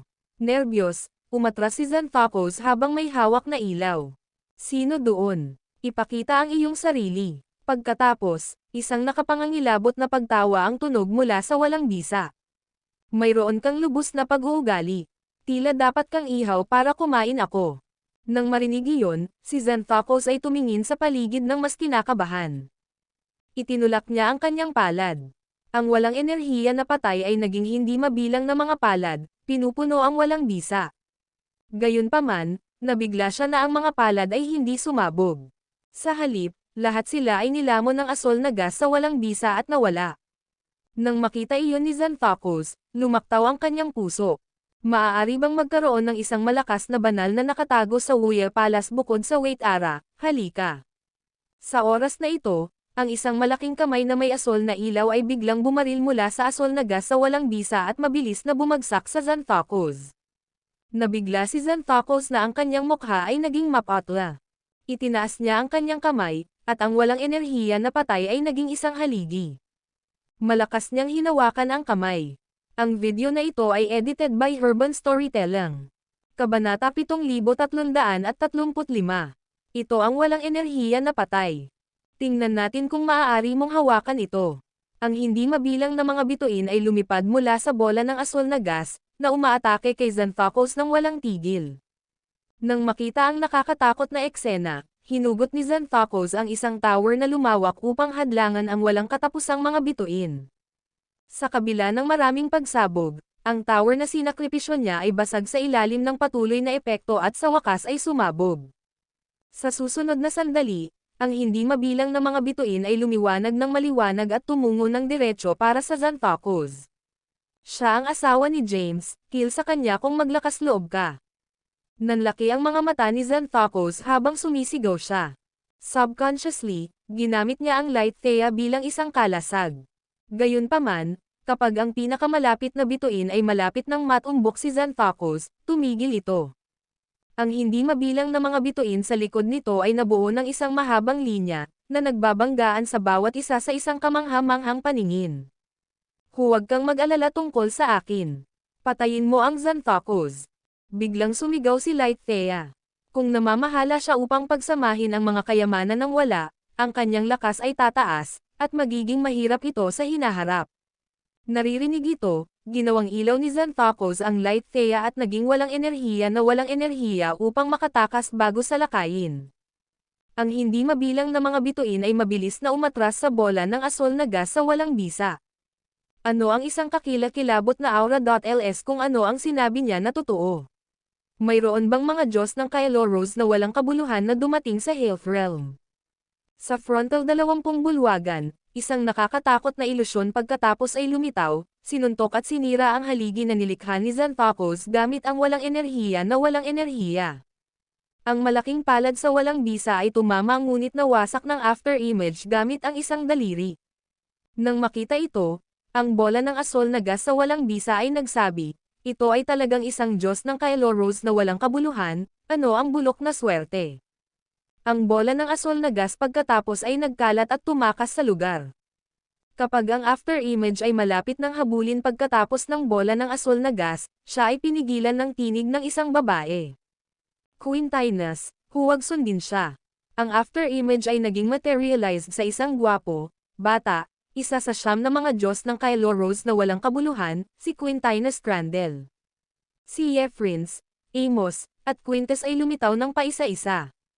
Nakatitig sa nakakalat na bola ng asol na gas, pinaliit ni Quintinus ang kanyang mga mata. Sa realm ng health, bukod sa Wait Ara, may isa pang banal na kasama ng mga kakaibang paggalaw, paano kakaiba? Ito ay walang nakakagulat, sabi ni Jeffrins sa isang mababang tinig. Kapag ang 49 na Taoism ay nagmula sa Wait Ara, lahat tayo ay nagambala sa pamamagitan ng Wait Ara na nagdulot ng dalawang masasamang nilalang na makuha. One sa kanila ay si Dylan Zacharias, ang banal na pagiging tumakbo ngayon ay si Dylan. Pinalawak ni Quintus ang kanyang mga mata at bulalas, kaya't ang kanyang pag-iral ay nakakatakot tulad ng Wait Ara. Sumulyap si Quintinus kay Quintus bago lumingon kay Jeffrins. Bakit hindi ko alam ito? Hindi ko rin alam ang tungkol dito. Tumingin si Amos kay Jeffrins. Ang video na ito ay edited by Urban Storytelling. Kabanata 7336. Here's the passage with the apostrophes at double apostrophes ay nagbago sa mga kulot, bumalik noon, si Frana lamang ang alam ko tungkol dito, sabi ni Evans. Ang aming mga Taoism ay naiiba. Nilikha ko si Mark kay Preston, habang nilikha niya si Dylan Zacarias. Ngunit hindi sila kabilang sa Orthodox.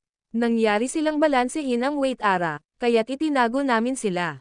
Huminga ng malalim si Jeffrins. Hindi inaasahan na nalock sila ng weight ara dito. Matapos marinig ang paliwanag ni Jeffrins, sumimangot si Amos. Dahil narito si Dylan, dapat na kontrolado siya ni na James at Xanthocus. Tama, panipi. Hindi ko alam ang tungkol kay James.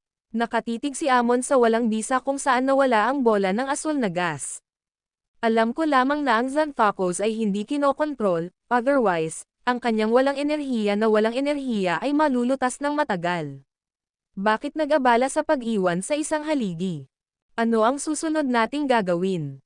Tumingin si Quintinus kay Jeffrins. Hindi tayo maaaring manatili dito ng masyadong mahaba, otherwise, ang epekto ng hindi mababago na tableta ay mawawala. By pagkatapos, hindi tayo makakabalik sa Xanadu Realm.lt ay magiging trahedya. Quintinus. Nagdilim ang ekspresyon ni Amos. Paano mo masasabi ang lahat sa harap ng mga tagalabas? Si Quintinus ay kinuha abak.lt noon ay tiningnan niya si Quintus at napagtanto na inilantad niya ang pinaka-nakamamatay na lihim sa isang pangungusap lamang. Nang papatayin na niya silang lahat, inalis ni Jeffrins ang kanyang kamay. Ang isang nakasisilaw na itim at puti na ilaw ay sumabog na Quintus, na tinanggal ang mga alaala ng huli. Ang mukha ni Quintus ay twitched. Ito ay, huwag magsabi ng isang salita. Gawin lamang ang sinasabi natin, nag-ambala si Jeffrins. Makakatanggap ka ng mga benepisyo at kapalaran. Nang marinig iyon, mabilis na pinasalamatan siya ni Quintus. Hindi mahalaga kung nasaan sina James at Xanthocus, kailangan nilang pumunta sa pangunahing dojo sa Wuya Palace. Sinabi ni Jeffrins, na binibigkas ang bawat salita. Sa halip na pamunuan sila, dapat tayong pumunta doon at maghintay para sa kanila. Nang marinig iyon ni Amos at Quintinus, nagpalitan sila ng tingin bago tumango. Tama iyon. Agad na pinalawak ni Quintus ang kanyang mga mata. Ang pangunahing dojo sa Wuya Palace ay may bid ng pagtatalaga ng landas na nais nila pati na rin ang 49 na mga kaldero. Bigla, may malakas na tunog. Si Quintus ay sinuntok ni Quintinus at nahulog sa walang bisa. Naguguluhan siya. Pinakamainam kung hindi ka masyadong nagsasalita. Mayabang sinabi ni Quintinus. Kung hindi ako makarating, baka hindi kita sinasadyang patayin. Nang inig si Quintus at tumango ng mabilis habang siya ay tumayo. Sa oras na ito, itinuro ni Jeffrins. Isang sinag ng black and white light shot out, na bumubuo ng isang tulay sa buong kalangitan. Hayaan. Matapos sabihin iyon, lumakad si Jeffrins sa tulay. Kaagad, sinundan siya ni Quintus, na parang si Jeffrins ay naging kanyang lifeline. Samantala, sinulyapan ni Quintinus si Amos at marahang sinabi, dahil kaya may kakayahan ka kung bakit hindi ka magtayo ng tulay upang i-connecta ang Xanadu at Health Realms. Sa ganitong paraan, hindi namin kailangang tumawid sa gate ng Zyresha. Hinaplos ni Amos ang kanyang balbas at ngumiti. Kahit na ang Frana ay wala itong kakayahan na ito ay magagalit sa kanya sa pahayag na ito.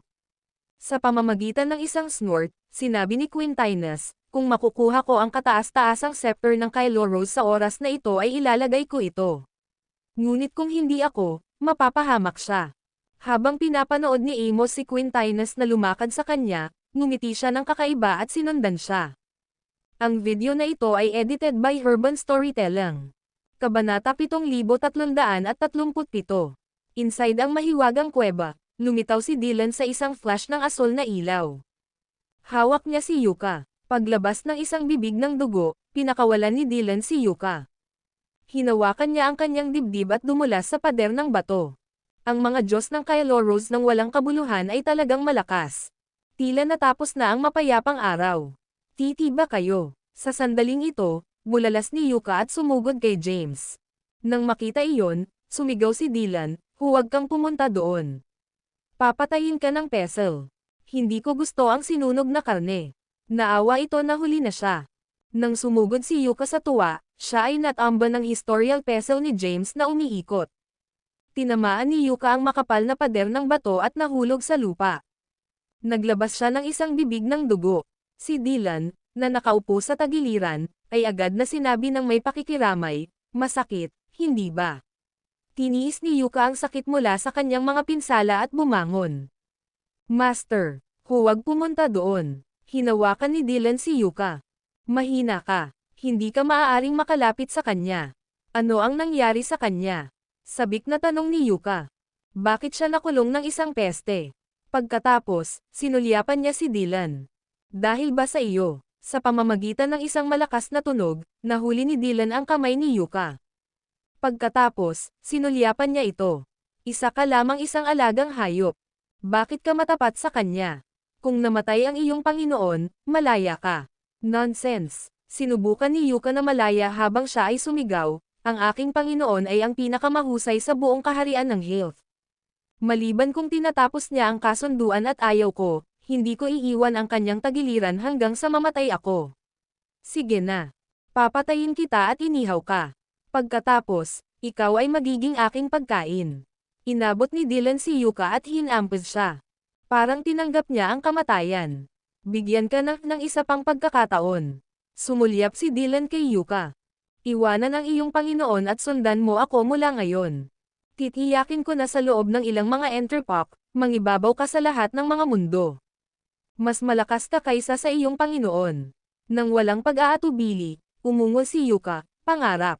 Patayin mo ako kung maglakas loob ka." "Hoy, mayroon kang kaaway." Hinawakan ni Dylan ang lalamunan ni Yuka at itinulak siya sa lupa. "Sige, babalik ako at sampain ang iyong Panginoon." Siya ay isang duwag, basurahan, at bastard. Nakulong siya ng isang peste. Siya ang pinakawalang saysay na pamumuhay na nasa kaharian ng Health. Habang pinigilan si Yuka at ang kanyang mga pisngi ay nabigo dahil sa pressure sa lupa, huminga siya ng mabigat at sinabing, "Ang aking Panginoon ay isang bayani, siya ang pinakamalakas na powerhouse. Siya si Emperor Kaidan, na iginagalang ng lahat ng nabubuhay na nilalang. Siya lamang ang napili sa lahat ng nabubuhay na nilalang. Siya ay marangal at matuwid." Inilarawan ni Yuka si James hanggat maaari sa isang hininga na sumimangot si Dylan noon. Nag-ambala si Dylan, "Sige, itigil ang pakikipag-usap. Pinupuri mo ang iyong Panginoon na parang siya ako." Pagkatapos nito, pinakawalan niya si Yuka.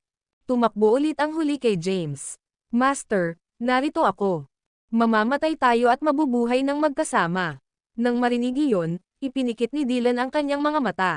Hindi inaasahan na ang gayong mapagkunwari ay magkakaroon ng tulad ng isang matapat at tiyaga na lingkod.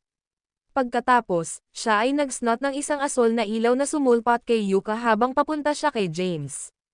Kaagad, ang historical pestle na nakapalibot kay James ay sumabog sa nakasisindak na ilaw. Muli ang tono na ito. Hindi ba pumutok si Yuka?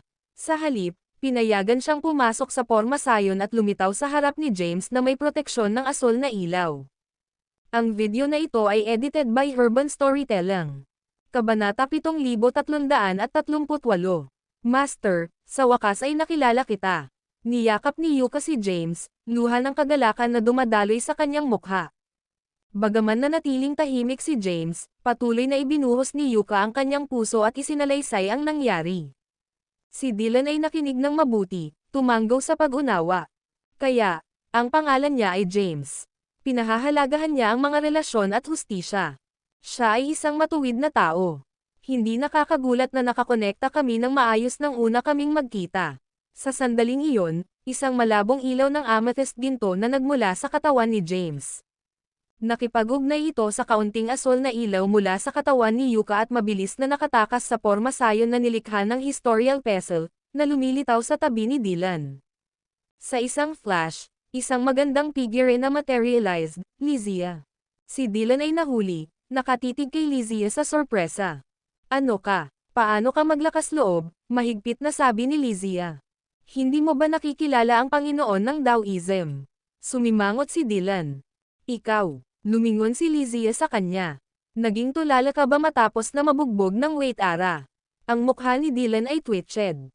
"Panoorin ang iyong mga salita. May masamang galit ako. Kahit na maganda ka, Ihahain kita at kakainin ka.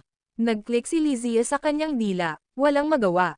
Ngayon, nang walang frana at hindi na nagtataglay ng aura ng Kylo Rose Supreme, hindi na siya ang Soremsia ng Kylo Rose Supreme. Mayroon siyang sariling independenteng Soremsia. Kaya, mahirap para kay Dylan, na nasa parehong antas ng Wait Ara, na makilala siya bilang kanyang Panginoon. Matapos pag-isipan ito, tinanong ni Lizzie, gusto mo ba ng inumin? Sandali na natigilan si Dylan, agad na nag-iilaw ang kanyang mga mata. Para sa bawat garapon, sasagutin mo ang isang katanungan. Si Lizzie ay kumalas sa kanyang kamay, at 12-12 ng mga garapon ng kaguluhan ay lumitaw. Natutuwa, inabot ni Dylan si Ajar, ngunit isang kakaibang walang kabuluhan si Aura ay huminto sa kanya. Ha! Sumimangot si Dylan. Paano ang alak ay may isang walang aura? Sagutin muna ang aking katanungan, utos ni Lizzie. Paano mo nailigtas si Yuka? Nasaan ang ibang babae? Sumimangot si Dylan. Nagtanong ka ng 2 katanungan. Pinahihit ni Lizzie ang kanyang mga mata. Fine. 2 katanungan. Paglilinis ng kanyang lalamunan, isinalaysay ni Dylan ang lahat ng nangyari sa kanyang pakikipaglaban kay Xanthocus. Sumimangot si Lizzie nang marinig ang kanyang kwento. Mabilis ang Xanthocus. Nandito na siya. Ang aking alak, paulit-ulit na paalalahanan ni Dylan. Nakakainis, kumalas si Lizzie sa kanyang kamay, at 2 garapon ng kaguluhan na si Absinthe ay lumitaw sa mga kamay ni Dylan. Ang pangalawang tanong, patuloy ni Lizzie. Mayroon bang isang kalaban o higit pa? Isa. Binuksan ni Dylan na walang kapares na nagbukas ng isang garapon ng kaguluhan at nagsimulang uminom. Ang Lizzie ay nahulog sa malalim na pag-iisip. Logically, ang Xanthocus ay dapat magkaroon ng Quintes at Quenten sa kanya. Dapat naharap ni Dylan ang 3 kalaban. Bakit may isa lang? Maaari ba itong Quintes? At si Quenten ay nakalantad at pinatay ni Xanthocus. Ang video na ito ay edited by Urban Storytelling. Kabanata 7339. Nasaan ang aking alak? Sumigaw si Dylan. Hindi ba tayo sam-asang ayon na kung sumagot ako ng isang tanong, makakakuha ako ng isang garapon ng alak? Bumalik si Lizzie sa kanyang pandama. Inihayag niya ang kanyang kamay, na nagdulot ng lahat ng mga garapon ng kaguluhan na lumipad patungo kay Dylan, inilibing siya sa ilalim nila. Ibinigay ng lahat sa iyo ang lahat. Ngayon, dapat mong sagutin ang lahat ng aking mga katanungan. Nakulong sa mga garapon, inihayag ni Dylan ang isang pares ng madilim na mata. Sa iyong lakas, hindi dapat maging problema upang mahuli ang Xanthocus, sabi ni Lizzie. Bakit mo siya iniwan at tumakas kasama si Yuka? Bakit sa palagay mo ayokong kainin siya? Nagretort si Dylan, habang nawala ang mga garapon. Nang mahuli ko siya, naramdaman ko ang 3 nakakakilabot na oras na papalapit. Kung hindi ako tumigil, baka mawala ako sa buhay ko. 3 kakilakilabot na oras. Sumimangot si Lizzie. Katumbas ka ng Wait Ara. Maaari ba itong? Sila ang mga Diyos ng Kylo Rose, walang tigil na sinabi ni Dylan. Kahit na ang iyong Panginoon ay hindi mahawakan ang mga ito, di ba? Nagbago ang ekspresyon ni Lizzie. Nauna na silang nakarating kaysa sa inaasahan niya. Ang paglalakbay na ito sa Royal Palace ay magiging isang tunay na labanan sa buhay at kamatayan. Ang digmaan na ito ay maaaring hindi lamang nakakaapekto sa Health Realm kundi pati na rin ang Xanadu Realm. Sa sandaling iyon, isang tunog ng rumbling ay nagmula sa direksyon ni James sa walang bisa. Tumangala sina Lizzie at Dylan. Nakita nila ang historical pestle na sumakop kay James na sumabog sa nakasisilaw na ilaw. Ang hindi mabilang na marahas na kapangyarihan ay hinihigop ni James, na naging sanhi ng pag-spike ng kanyang buhok at ang kanyang mukha. Ang kanyang katawan ay nagsimulang magpalitan din. Ito ang pangalawang walang hanggan na katawan, ang ilaw na pagsasama. Bulalas ni Lizzie. Nababaluktot si Dylan. Siya ba ay magiging isa pang Diyos ng Kylo Rose? Sa ilalim ng kanilang mga titig, hinihigop ni James ang kapangyarihan ng historical pestle. Ang black-white amethyst gold light na sa una ay lumiwanag sa kanyang katawan ay unti-unting pinalitan ng mga bola ng black-white amethyst gintong gas. Gamit ang ilaw upang maging enerhiya at gamit ang enerhiya upang maprotektahan ang kanyang sarili, opisyal na pumasok si James sa mga ranggo ng mga banal na nilalang Xanadu. Sa susunod na segundo, Habang iniunat ni James ang kanyang mga bisig, ang buong yungib ay nakapaloob sa black-white amethyst ginto na mahalagang enerhiya. Mabilis na nagbago ang eksena. Ang labis na asol na ilaw, ang nagliliyab na apoy, ang yelo at nyebe, at maging ang amethyst gintong pavilion ay pinalitan ng isang kahanga-hangang palasyo na puno ng banal na ilaw. Tumingin si Dylan sa pagkabigla at kawalan ng paniniwala. Nasira na ba niya ang libo-libong bilangguan ng pagdurusa? Tumingin si Lysia sa paligid, nasisiyahan. Master, ito ba ang pangunahing dojo ng Wuya Palace? Hindi. Tumunog si James mula sa disfans na sina Lysia at Dylan ay lumingon upang makita si James na nakaupo sa isang gintong kama. Si James ay kumalas sa kanang kamay, at ang mga paligid ay nagsimulang gumalaw at magbago ng hugis. Hindi mabilang na mga bato, bundok, at mga ilog na hindi pa nakikita bago lumitaw ng paisa-isa. Ito ang kapangyarihan ng Historial Pestle, sabi ni Lysia. Master, maaari mong kontrolin ang gitnang 20 bulwagan ng Wuya Palace ngayon ay dahan-daang tumayo si James at itinaas ang kanyang kanang kamay. Hindi lamang iyon, ang Historial Pestle ay isinama sa aking kanang kamay. Ang aking lakas ay tumaas, at naabot ko rin ang pangalawang walang hanggan na katawan ang pagsasama ng ilaw ng marinig iyon, pinalakpakan ni Lysia ang kanyang mga kamay at tumakbo kay James ng may kagalakan. Sa hindi inaasahan, isang amethyst gintong ilaw ay sumabog sa katawan ni James. Niyakap ni Yuka ang braso niya at hindi na pababayaan. Ang video na ito ay edited by Urban Storytelling. Kabanata 7340. Let go, itinuro ni Lysia kay Yuka. Kung hindi, hahayaan ko si Dylan grill ka at kainin ka. Sumiksik si Yuka at niyakap ang braso ni James.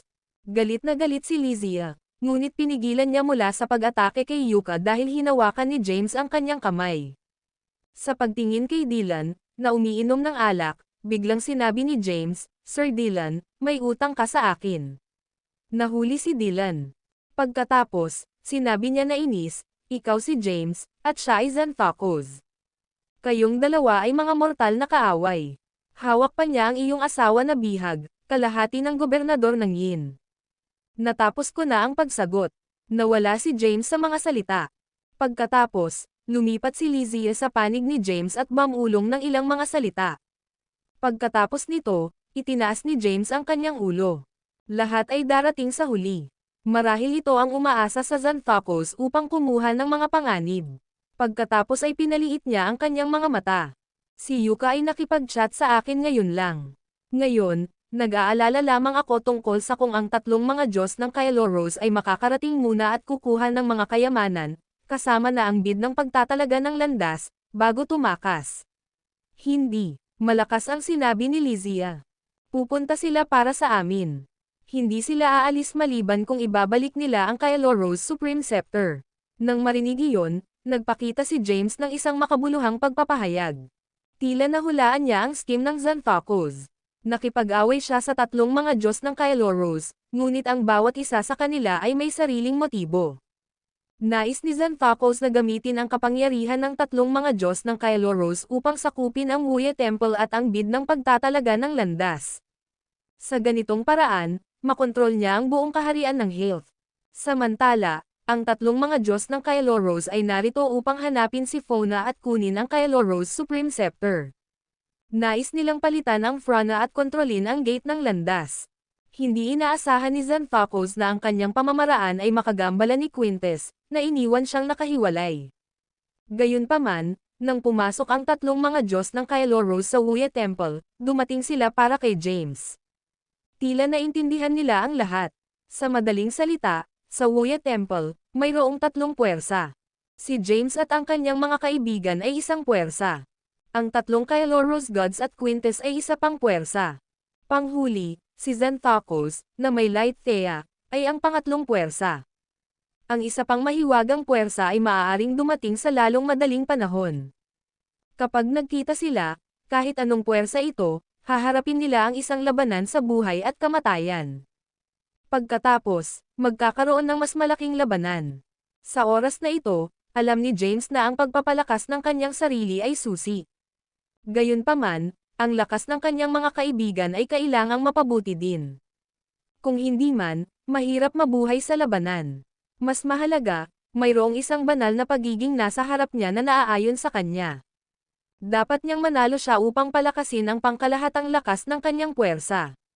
Pagkatapos, tumingin si James kay Dylan. Sir Dylan, kumusta ang alak? Napakaganda, lantad na sinabi ni Dylan. Pagkatapos, itinaas niya ang kanyang ulo. James, ano ang ibig mong sabihin dito? Gusto mong ibalik ang pabor? Tinitigan siya ni James. Ngayon, matapos ang kamangha-manghang pag-iisip ay tumawa si Dylan at sinabing hindi ko nais na maging iyong subordinate, mayroong tatlong mga Diyos ng Kylo Rose. Kahit na makapangyarihan ako, ano ang makukuha ko mula rito? Paano kung maaari kang maghiganti kay James na tinanong ng may ngiti? Ang video na ito ay edited by Urban Storytelling. Kabanata 7341. James ay lumakad ng marahan, ang kanyang mga kamay sa likuran niya. Sinundan siya ni Yuka at Lizia. Tinitigan niya ng mabuti si Dylan, pagkatapos ay biglang ngumiti. Tuhayaan mong saksakin ang Wait Arapath ng maraming beses habang siya ay nabilanggo. Hindi ako babalik sa aking salita. Nakaharap kay James, paliitin ni Dylan ang kanyang mga mata sa mga slits, agad na naglalabas ng isang nakasisindak na aura na naging sanhi ng Lizia at Yuka na maging mapotla sa ilalim ng napakalawak na presyon. Ang kondisyong ito ay sapat na nakatutokso, ngunit mas gusto ko, sabi ni Dylan, ngumisi. Itinaas ni James ang isang kilay, pagkatapos ay tumanggaw ng may ngiti. Sige, gusto mo siya. Itinuro ni Dylan si Yuka, isang masamang ngiti na kumikislap sa kanyang mukha. Nanlaki ang mga mata ni Yuka sa pagkabigla. Nakakakita ng malaswang hitsura ni Dylan, sinumpa ni Lizia, Lecture. Sa palagay mo ba ay nagpapatakbo kami ng brothel? Itinaas ni James ang isang kamay upang ihinto si Lizia at ngumiti kay Yuka. Ano ang sasabihin mo? Ayoko. Umiling-iling si Yup. Ako ang iyong alaga. Hindi kita iiwan. Walang maaaring magkaroon sa akin. Paano kung pipilitin kita na pumunta sa kanya? Nagdilim ang mukha ni James. Natigilan si Yuka, pinakawalan ang braso ni James sa kawalan ng paniniwala. Master, ayaw mo na ba ako? Master, nag-aalala din si Lizia. Kahit na hindi ako nakakasama sa kanya, kung ano ang ginagawa mo. Hindi siya papayag na maging alagang hayop magpakailanman, sigaw ni James. Karapat-dapat siyang mas mahusay na hinaharap. Tumingin siya kay Dylan. Ngayon, ang pagkakataong ito ay nasa harap namin. Paano natin ito makaligtaan? Master, si Yuka ay ganap na nagpanik. Nagtrabaho ako ng husto upang makasama ka. Paano mo? May mga bagay na maituturo ko sa iyo at mga bagay na hindi ko magagawa, ngunit ang ibang magagaling na masters ay maaaring magturo sa iyo kung ano ang hindi ko magagawa, ginambala ni James si Yuka. Tumigil sa pagiging matigas ang ulo at lumuhad sa iyong Panginoon. Naririnig ito, kapwa sina Yuka at Lizia ay natigilan. Hindi ito nais ni Dylan na si Yuka bilang kapareha. Talagang gusto niya siya bilang isang alagad. Maaaring baguhin ang aking isip kung hindi ka lumapit, sabi ni Dylan na may kaunting ngiti. Huwag isipin na madaling ipasok ang aking sekta. Hinahangaan ko ang iyong katapatan at lakas, kaya't binibigyan kita ng pagkakataong ito. Walang pasensya si James na hinawakan si Yuka at pinindot siya sa pagluhod sa harap ni Dylan. Ayon sa tradisyon, dapat kang lumuhad ng 3 beses at 9 na beses upang makumplito ang apprenticeship, mahigpit na sinabi ni James. Bago magreaksyon si Yuka, sumugod si Lizia at paulit-ulit na pinindot ang kanyang ulo sa lupa. Pagkatapos, pinalakpakan ni Lizia ang kanyang mga kamay at sinabing, sige, kumpleto ang seremonya. Si Yuka ay nalulumbay, ngunit ngumiti si Dylan sa pag-aproba. Sa pamamagitan ng isang alon ng kanyang kamay, isang light sword ng sapphire na lumulutang sa harap ni Yuka. Ito ang aking personal na sandata. Ngayon ito ay isang regalo para sa aming unang pagpupulong bilang master at alagad na ang Talon Slayer sword na si Lizia ay nag-exclaim. Yuka, dalhin ito ng mabilis. Ito ay isang banal na sandata, kasing lakas ng 9 na kayamanan ng wala. Maaari itong patayin ang mga Diyos at mga demonyo, maihahambing sa Wuya Demon Sword ng ating guro. Nag-atubili si Yuka, pagkatapos ay tumingin ulit si James. Damas, ano ang tinitingnan mo sa akin? Galit na sinabi ni James. Binibigyan ka ni Sir Dylan ng kanyang personal na sandata ay nangangahulugang ikaw ang kanyang personal na alagad. Salamat sa mabilis, Master. YUKHA pouted. 1-1 pa rin. Bumantong hininga si James at binaril ang isang sinag ng ilaw na nasusunog ang kontrata ng alipin sa pagitan niya at ni Yuka. Ang video na ito ay edited by Urban Storytelling. Kabanata 7342. Dylan ay tumingin kay James. Bigyan siya ng ilang oras upang mamolekta ng sarili. Talakayin muna natin ang negosyo. Habang siya ay nagsalita, nagsumite siya ng isang asol na ilaw, na nagbubunyag ng isang napakalaking mapa sa harap ni na James at Lizia. Ang mapa ay malinaw at parang buhay, na naglalarawan ng isang malaking hanay ng mga palasyo na bumubuo ng hugis ng nguya. Dahan-dahan itong umiikot. Sinuri ito ni James ng ilang sandali bago magsalita. Ito ba ang kasalukuyang layout ng Nguya Palace? Dapat ito. Tumango si Dylan. Nasa gitnang 20 bulwagan kami, na kilala rin bilang Zanthian Hall. Higit pa iyon ang huling 20 bulwagan, itinuro ni Dylan sa mapa, seryoso ang kanyang tono. Isang matandang halimaw ang naninirahan doon. Ang kanyang lakas ay halos katumbas ng minahan. Ngumiti si James. Mordecai Preston. Hindi pakialam ang tinawag niya. Galit na sabi ni Dylan. Siya ay isang masungit na nilalang na hindi rin ganap na magbabago sa anyo ng tao. Ang alam niya ay ang pamamaraan ng Shadow Mist. Siya ay kasuklam-suklam at duwag. Nag-shock si James sa galit ni Dylan. Malinaw na si Mordecai ay ang dating nemesis ni Dylan, na hindi nagbibigay ng kakulangan sa libangan sa pagitan nila. Ngunit kailangan nating maging maingat sa kanya, babala ni Dylan. Siya ay hindi kapani-pani walang taksil, kahit na walang kahihiyan kaysa sa Wait Arapath, at may hawak siyang 2 kayamanan ng wala. Nang marinig ito, ang mga mata ni James ay naihilawan ng tuwa. Iyon ay dapat na mga kayamanan ng huling 20 bulwagan, at bawat isa sa silangan at timog 10 bulwagan. Biglang nagsalita si Lizia. Dylan, hindi mo pa rin siya matalo. Sino ang nagsabi nito? Tinitigan siya ni Dylan. Sa paglipas ng mga taon, hindi kami nakipaglaban sa maraming beses. Ilang beses na siyang nanalo. Nakatakas lang siya dahil maaari siyang maging hindi nakikita at magtago. Siya ay lubos na kasuklam-suklam. Tumawa si James. Naalala niya ang kanyang unang nakatagpo kay Dylan, kung saan si Dylan ay nagsagawa rin ng trickery kapag natalo. Tila na ang mga hindi karapat-dapat na sekta at paksayon ay magkapareho. Gayunpaman, sina Mordecai at Dylan ay may ibang magkakaibang mga personalidad sa mga alaala na naiwan ni Franna. Si Dylan ay diretso at pragmatiko, samantalang si Mordecai, na umusbong mula sa Taoism ng Kailoros na Diyos ng Garuda, ay hindi mapaniniwalaan at mapanlinlang. Si Dylan ay talagang malayo sa kanya sa aspetong ito. Nagninilay-nilay ito, inalis ni James ang kanyang kamay, pinakawalan ang Taiyi, Yasmina, ang banal na Maries, Emperor Yevgen, Harper, at Yani mula sa asol na ilaw. Matapos ang pagbibinyag ng Dylan, ang kanilang kapangyarihan ay hindi makabuluhang tumaas, ngunit ang kanilang pag-uugali ay lumitaw kahit na mas kahanga-hanga kaysa sa dati. Tumingin sila sa paligid ng pagkalito bago ayon ang kanilang nakakagulat na mga titig kay James. Sir Dylan, paano ang tungkol sa pagkuha ng ilang higit pang mga alagad? Iminungkahi ni James na may ngiti. Nagulat si Dylan nang makita niya ang mga Diyos at mga powerhouse sa tabi ni James. Pagkatapos, mabilis siyang umiling-iling. Bakit ko kakailanganin ang napakaraming mga alagad? Ang isa ay sapat na. Tumawa si James at tumango. Sige. Dahil pamilyar ka sa landas, maaari mo kaming akayin. Sabik akong makilala si Mordecai. Kinutya ni Dylan. Iminumungkahi ko na iwasan mo ang mga maliliit na ito. Hindi sila makakaligtas kahit isang pag-atake. Tulad ng para sa aking alagad, aalagaan ko siya. Tiningnan ni James ang mga nagtipon na Diyos at mga powerhouse at ngumiti ng mapait. Ngayon, sila ay mga bata lamang sa mga mata ni Dylan. Paano nagbago ang mga oras? Dylan, itinuturing din ba akong bata? Biglang tanong ni Taiyi. At ako, idinagdag ni Emperor Tapia. Tumawa si Dylan sa paningin ng 2 Diyos na ito. Siyempre hindi, ngunit maaari mo siyang talunin alinman pagkatapos ay siya ay dirt kay James. Maaari silang maglingkod bilang mga kalasag para sa ilang pag-atake. Ito ay kaliwa. Tai at Emperor Tapia walang pagsasalita. Ang video na ito ay edited by Urban Storytelling.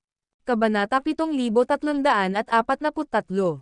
Sa 49 na langit ng Greater Realms, isang nakasisilaw na itim at puting ilaw na flickered sa mga lugar ng pagkasira ng templo ng Goyoan. Isang gwapong lalaki sa isang itim na balabal ang biglang lumitaw. Maya-maya, dalawang napakatalino na silhouette ang material sa tabi niya. Yin Governor, Chris Find mo, huwag masyadong lumayo. Hindi kita pinukaw ngayon. Kasunod ng tinig na puno ng masalimuot na galit, agad na hinawakan ni Yeria ang kamay ng lalaki. Wait Arapath, bakit hindi ka gumawa ng isang bagay tungkol sa kanya? Pinapalo niya ako araw-araw. Pumasok ako sa iyong puwang, at sinundan niya ako dito upang talunin ako. Sino ang iyong kaalyado? Bago matapos ni Yeria ang kanyang pangungusap, hinawakan siya ni Thea ng buhok at malakas na kinaladkad siya palayo, habang sinipa at sinuntok siya. Ang mukha ng Wait Arapath ay nagkakasalungat sa matinding pangangati habang ang mga agonized na hiyawan ni Yeria ay sumigaw. Mula nang makuha ang gobernador ng Yin, ang kanyang buhay ay walang anuman kundi mapayapa. Ang gobernador ng Yin, kasama ang kanyang kasanayan sa pagsasama ng tatlong kayamanan at ang ranggo ng Zender, ay walang tigil na talunin si Yeria sa bawat pagkakataon, na tinatrato siya tulad ng isang personal na pagsuntok. Kahit na mas nakakainis, dinala ito ni Yeria. Sa kabila ng kanyang mahina na kapangyarihan, hindi niya mapigilan ang pag-uudyok sa gobernador ng Yin, na nagreresulta sa pang-araw-araw na pagbugbog at pinsala na hindi kailanman tila gumaling. Ang kanyang base sa paglilinang ay tumagilid sa ranggo ng Soma Declan, na tila nakulong doon ng walang hanggan. Pagkaraan ng ilang sandali, biglang tinusok ng espiritu ng kaluluwa ng Wait Arapath ang walang bisa. Sa paggulong ng Waltraud Power, isang napakatalino na portal na materyal. Mula sa loob nito, isang enerhiya na bola ang bumaril at sumakay sa kanyang kamay. Sa loob, ang mga oras ni James at iba pa ay kumislap, na nagdulot sa kanya ng mga ngipin. Hindi umalis si Franna. Pinagsama niya si James. Talagang mayroon akong mataas na pag-asa para kay James. Sa palagay mo ba nag-iisa si James ay maaaring sakupin ang aking umusbong na health realm? Ikaw ay walang kabuluhan ang mga Diyos. Tumama siya sa isang biglaang backhand. Ang kapangyarihan ng Waltraud ay nakapaloob kay Thea, na tinalo si Yeria, at malakas na kinaladkad siya. Hindi mo ba namimiss ang asawa mo? Malamig na tinanong ng kaluluwa ng Wait Arapath. Dadalhin ka sa kanya ngayon, at hindi lamang sa kanya, ngunit ang iyong iba pang kalahati din. Mas mahusay kang maging magalang sa akin. Wala pa ring balita tungkol sa aking iba pang kalahati. Si Thea ay sumulyap sa kasuklam-suklam sa espiritu ng kaluluwa ng Wait Arapath, na humahawak sa kanyang kwelyo. Nag-atubili siya at pinakawalan siya. Gusto mo bang bumalik sa iyong dating hunt? Tiningnan ni Thea ang light cluster sa walang bisa. Marahil ay nakagaganyak doon ngayon. Sa palagay mo ba ay isang espiritu lamang ng kaluluwa na maaari mong ibalik ito? Ang espiritu ng kaluluwa ng Wait Arapath ay pumalakpak sa kanyang mga kamao. Alam kong ikaw ay tumatakbo para sa iyong asawa na sakupin ang Wuya Palace at ang bid ng pagtatalaga ng landas. Ito ay dapat na isang pamamaraan na ikaw at Franna concocted. Hayaan mong sabihin ko sa iyo, habang mayroon kang mga plano, mayroon akong akin. Sa palagay mo ba ay madali pa ring lumusot ang Wuya Palace? Ang puso ni Thea ay lumaktaw ng isang matalo, kahit na siya ay nanatiling panlabas na kalmado sa paghahayag. Ang Wait Arapath ay talagang tuso. Alam niya ang lahat. Dahil naglalaro sila ng isang bukas na laro, walang naiwan upang itago. Naisip mo na ba kung bakit ang Emperor Kadir ay nang ahas na sakupin ang iyong Wuya Palace? Wala ba siyang makapangyarihang taga-suporta? Backer. Tumawa ang espiritu ng kaluluwa ng Wait Arapath. Ang kanyang backer ay si Tai lamang. Siya ay isang tunay na tagapagtanggol. Hindi niya kailanman. Biglang nagbago ang ekspresyon niya. Ibig mo bang sabihin ay isang bagay na sinusuportahan siya ng Diyos? Hindi mo na kailangang magmadali, sabi ni Thea ng may ngiti. Ang iyong pagbabalik sa Soremsia ay hindi maiiwasan. Ano ang malaking pakikitungo kung kukuha sila ng Wuya Palace at ang Path Designation Bid? Hindi mo maintindihan. Umungol ang espiritu ng kaluluwa ng Wait Arapat. Kung ang isang kawalang saysay ay pumapasok ang Diyos sa palasyo, hindi lamang mapipinsala ang iyong asawa, ngunit ang buong realm ng health ay masisira na huminga ng malalim, ipinagpatuloy niya, Gobernador ng Yin, alam kong pinagtutuunan natin ang mga kaaway, puwit ng isang walang kabuluhan na dumating ang Diyos, isa tayo kasama si Health. Bisitahin ang novelebook.com upang mabasa ang pinakabagong kabanata ng nobelang ito. Dapat mong maunawaan ang gravity nito. Hindi ito makuha. Nagkibit balikat si Thea. Ano ang sinusubukan mong sabihin? Kailangan ko ng tulong ni Tai. Malamig na sinabi ng espiritu ng kaluluwa ng Wait Arapat. Ang tanging maaaring pigilan siya ay ang kanyang anak na babae, si Yaretzi. Alam kong ang kanyang kaluluwa ay kasama mo. Bigyan mo siya sa akin. Bibigyan kita ng isang nais at malaya ang buhay ng iyong asawa sa panahon ng pagdurusa. Kinutya si Thea. Nais mong gamitin siya upang balansehin ang Tai at Emperor Kadir laban sa aking asawa. Sa palagay mo ba ay tanga ako? Sapat. Wait Arapat Hs. Ang espiritu ng kaluluwa ay walang pasensya. Wala akong oras para dito. Mauunawaan mo ang sitwasyon sa sandaling maabot namin ang Huya Palace.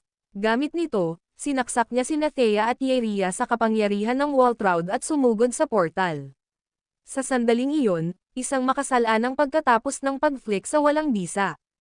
Isang kawalang kilos ang Diyos ay pumasok sa Huya Palace. Maaari akong bumalik sa aking dating kaluwalhatian kung kukunin ko sila, ang after-image waved maniacally bago magbago sa isang purplish red light at dumulas sa portal bago ito magsara. Sa pamamagitan ng isang hum, ang portal shot, at ang mundo ay bumalik sa katahimikan. Ang video na ito ay edited by Herban Storytelling. Kabanata 7344. Sa pangwakas na 20 halls ng Huya Palace, walang mga ilusyon, monsters, pormasayon, pagdurusa, o mga paghihigpit. Sa halip, ito ay isang matahimik na lugar na may berdeng bundok, malinaw na tubig, pavilion ng sayaw, terrace, tower, at magkakaugnay na mga palasyo. Sa ilalim ng gabay ni Dylan, dumating si James at ang kanyang mga kasama sa pinakamalaking at pinakakahanga-hangang palasyo. Huminga ng malalim si James habang tinitigan niya ang apat na malaki, matapang na karakter sa itaas ng pintuan ng palasyo, na nakasulat sa script ng selyo.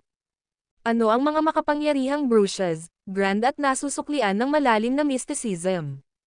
Ang bawat karakter at stroke ay naglalaman ng napakalawak na mga pagkakataon. Pagkatapos ay lumingon siya kina Harper at Yanni. Harper, Master, nakikita mo ba ang mga nakatagong misteryo? Nagpalitan sina Harper at Yanni ng isang sulyap at tumango ng sabay-sabay. Sige kung nais mong i-dismantle ito, sabi ni James nang may ngiti. Sa iyong pananaw, maaari kang lumikha ng isang bagong hanay ng mga supernatural na kapangyarihan at mga pamamaraan ng paglilinang na nagpapaliwanag sa maraming mga mundo. Nang walang pag-aatubili, nagbago sina Yanni at Harper sa mga beam ng ilaw, na naghahati ng malaking plaka sa dalawa at mabilis na kinokolekta ito.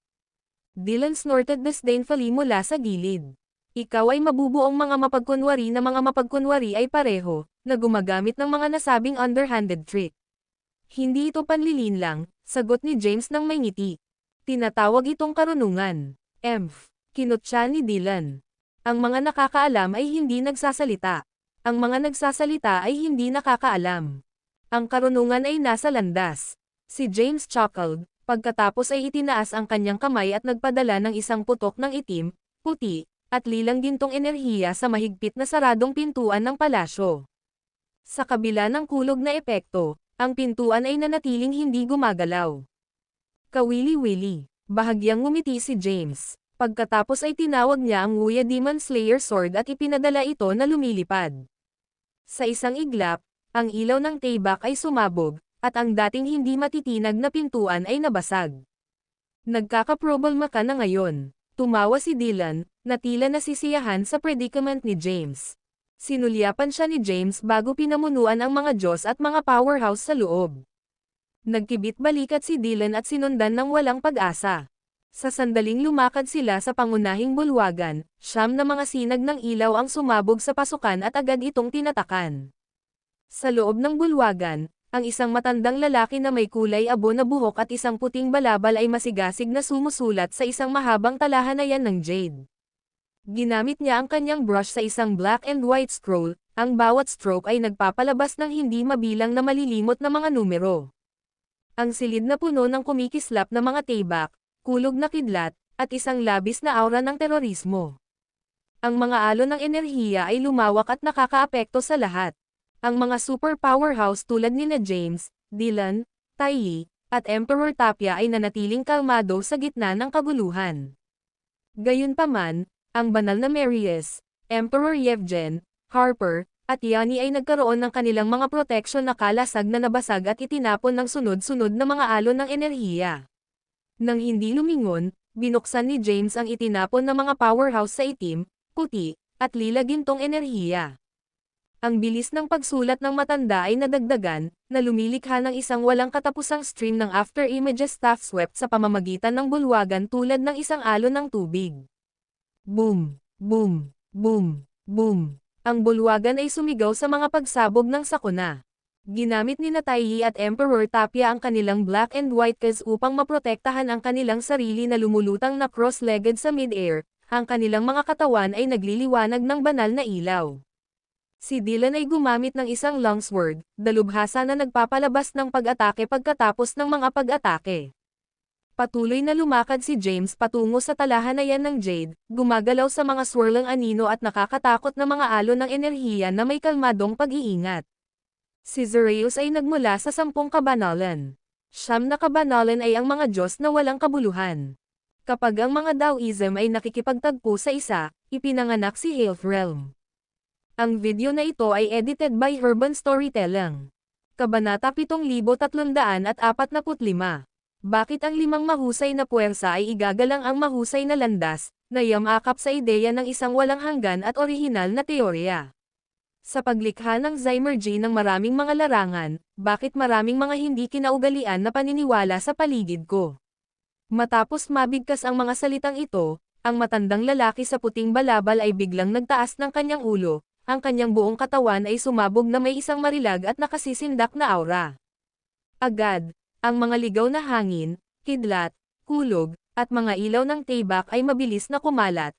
Ang kanilang lakas ay tumataas ng hindi mabilang na beses kumpara sa dati. Gayunpaman, ang mga supernatural na kapangyarihang ito ay tila naharang ng isang hindi nakikita, malinaw na puwersa at mabilis na nawala sa paglapit kay James. Lafayette Zelig, anak ka ng isang asong babae. Sinumpa ni Dylan habang pinalaki niya ang kanyang tibak upang hadlangan ang pagwawalis ng kidlat at ilaw ng tibak. Ito ba kung paano mo tinatrito ang mga panauhin? Habang nahulog ang kanyang mga salita, sina Tai at Emperor Tapia, na nakapaloob sa itim at puti na gas sa walang bisa, ay pinakawalan din ang kanilang pinakamalakas na supernatural na kapangyarihan.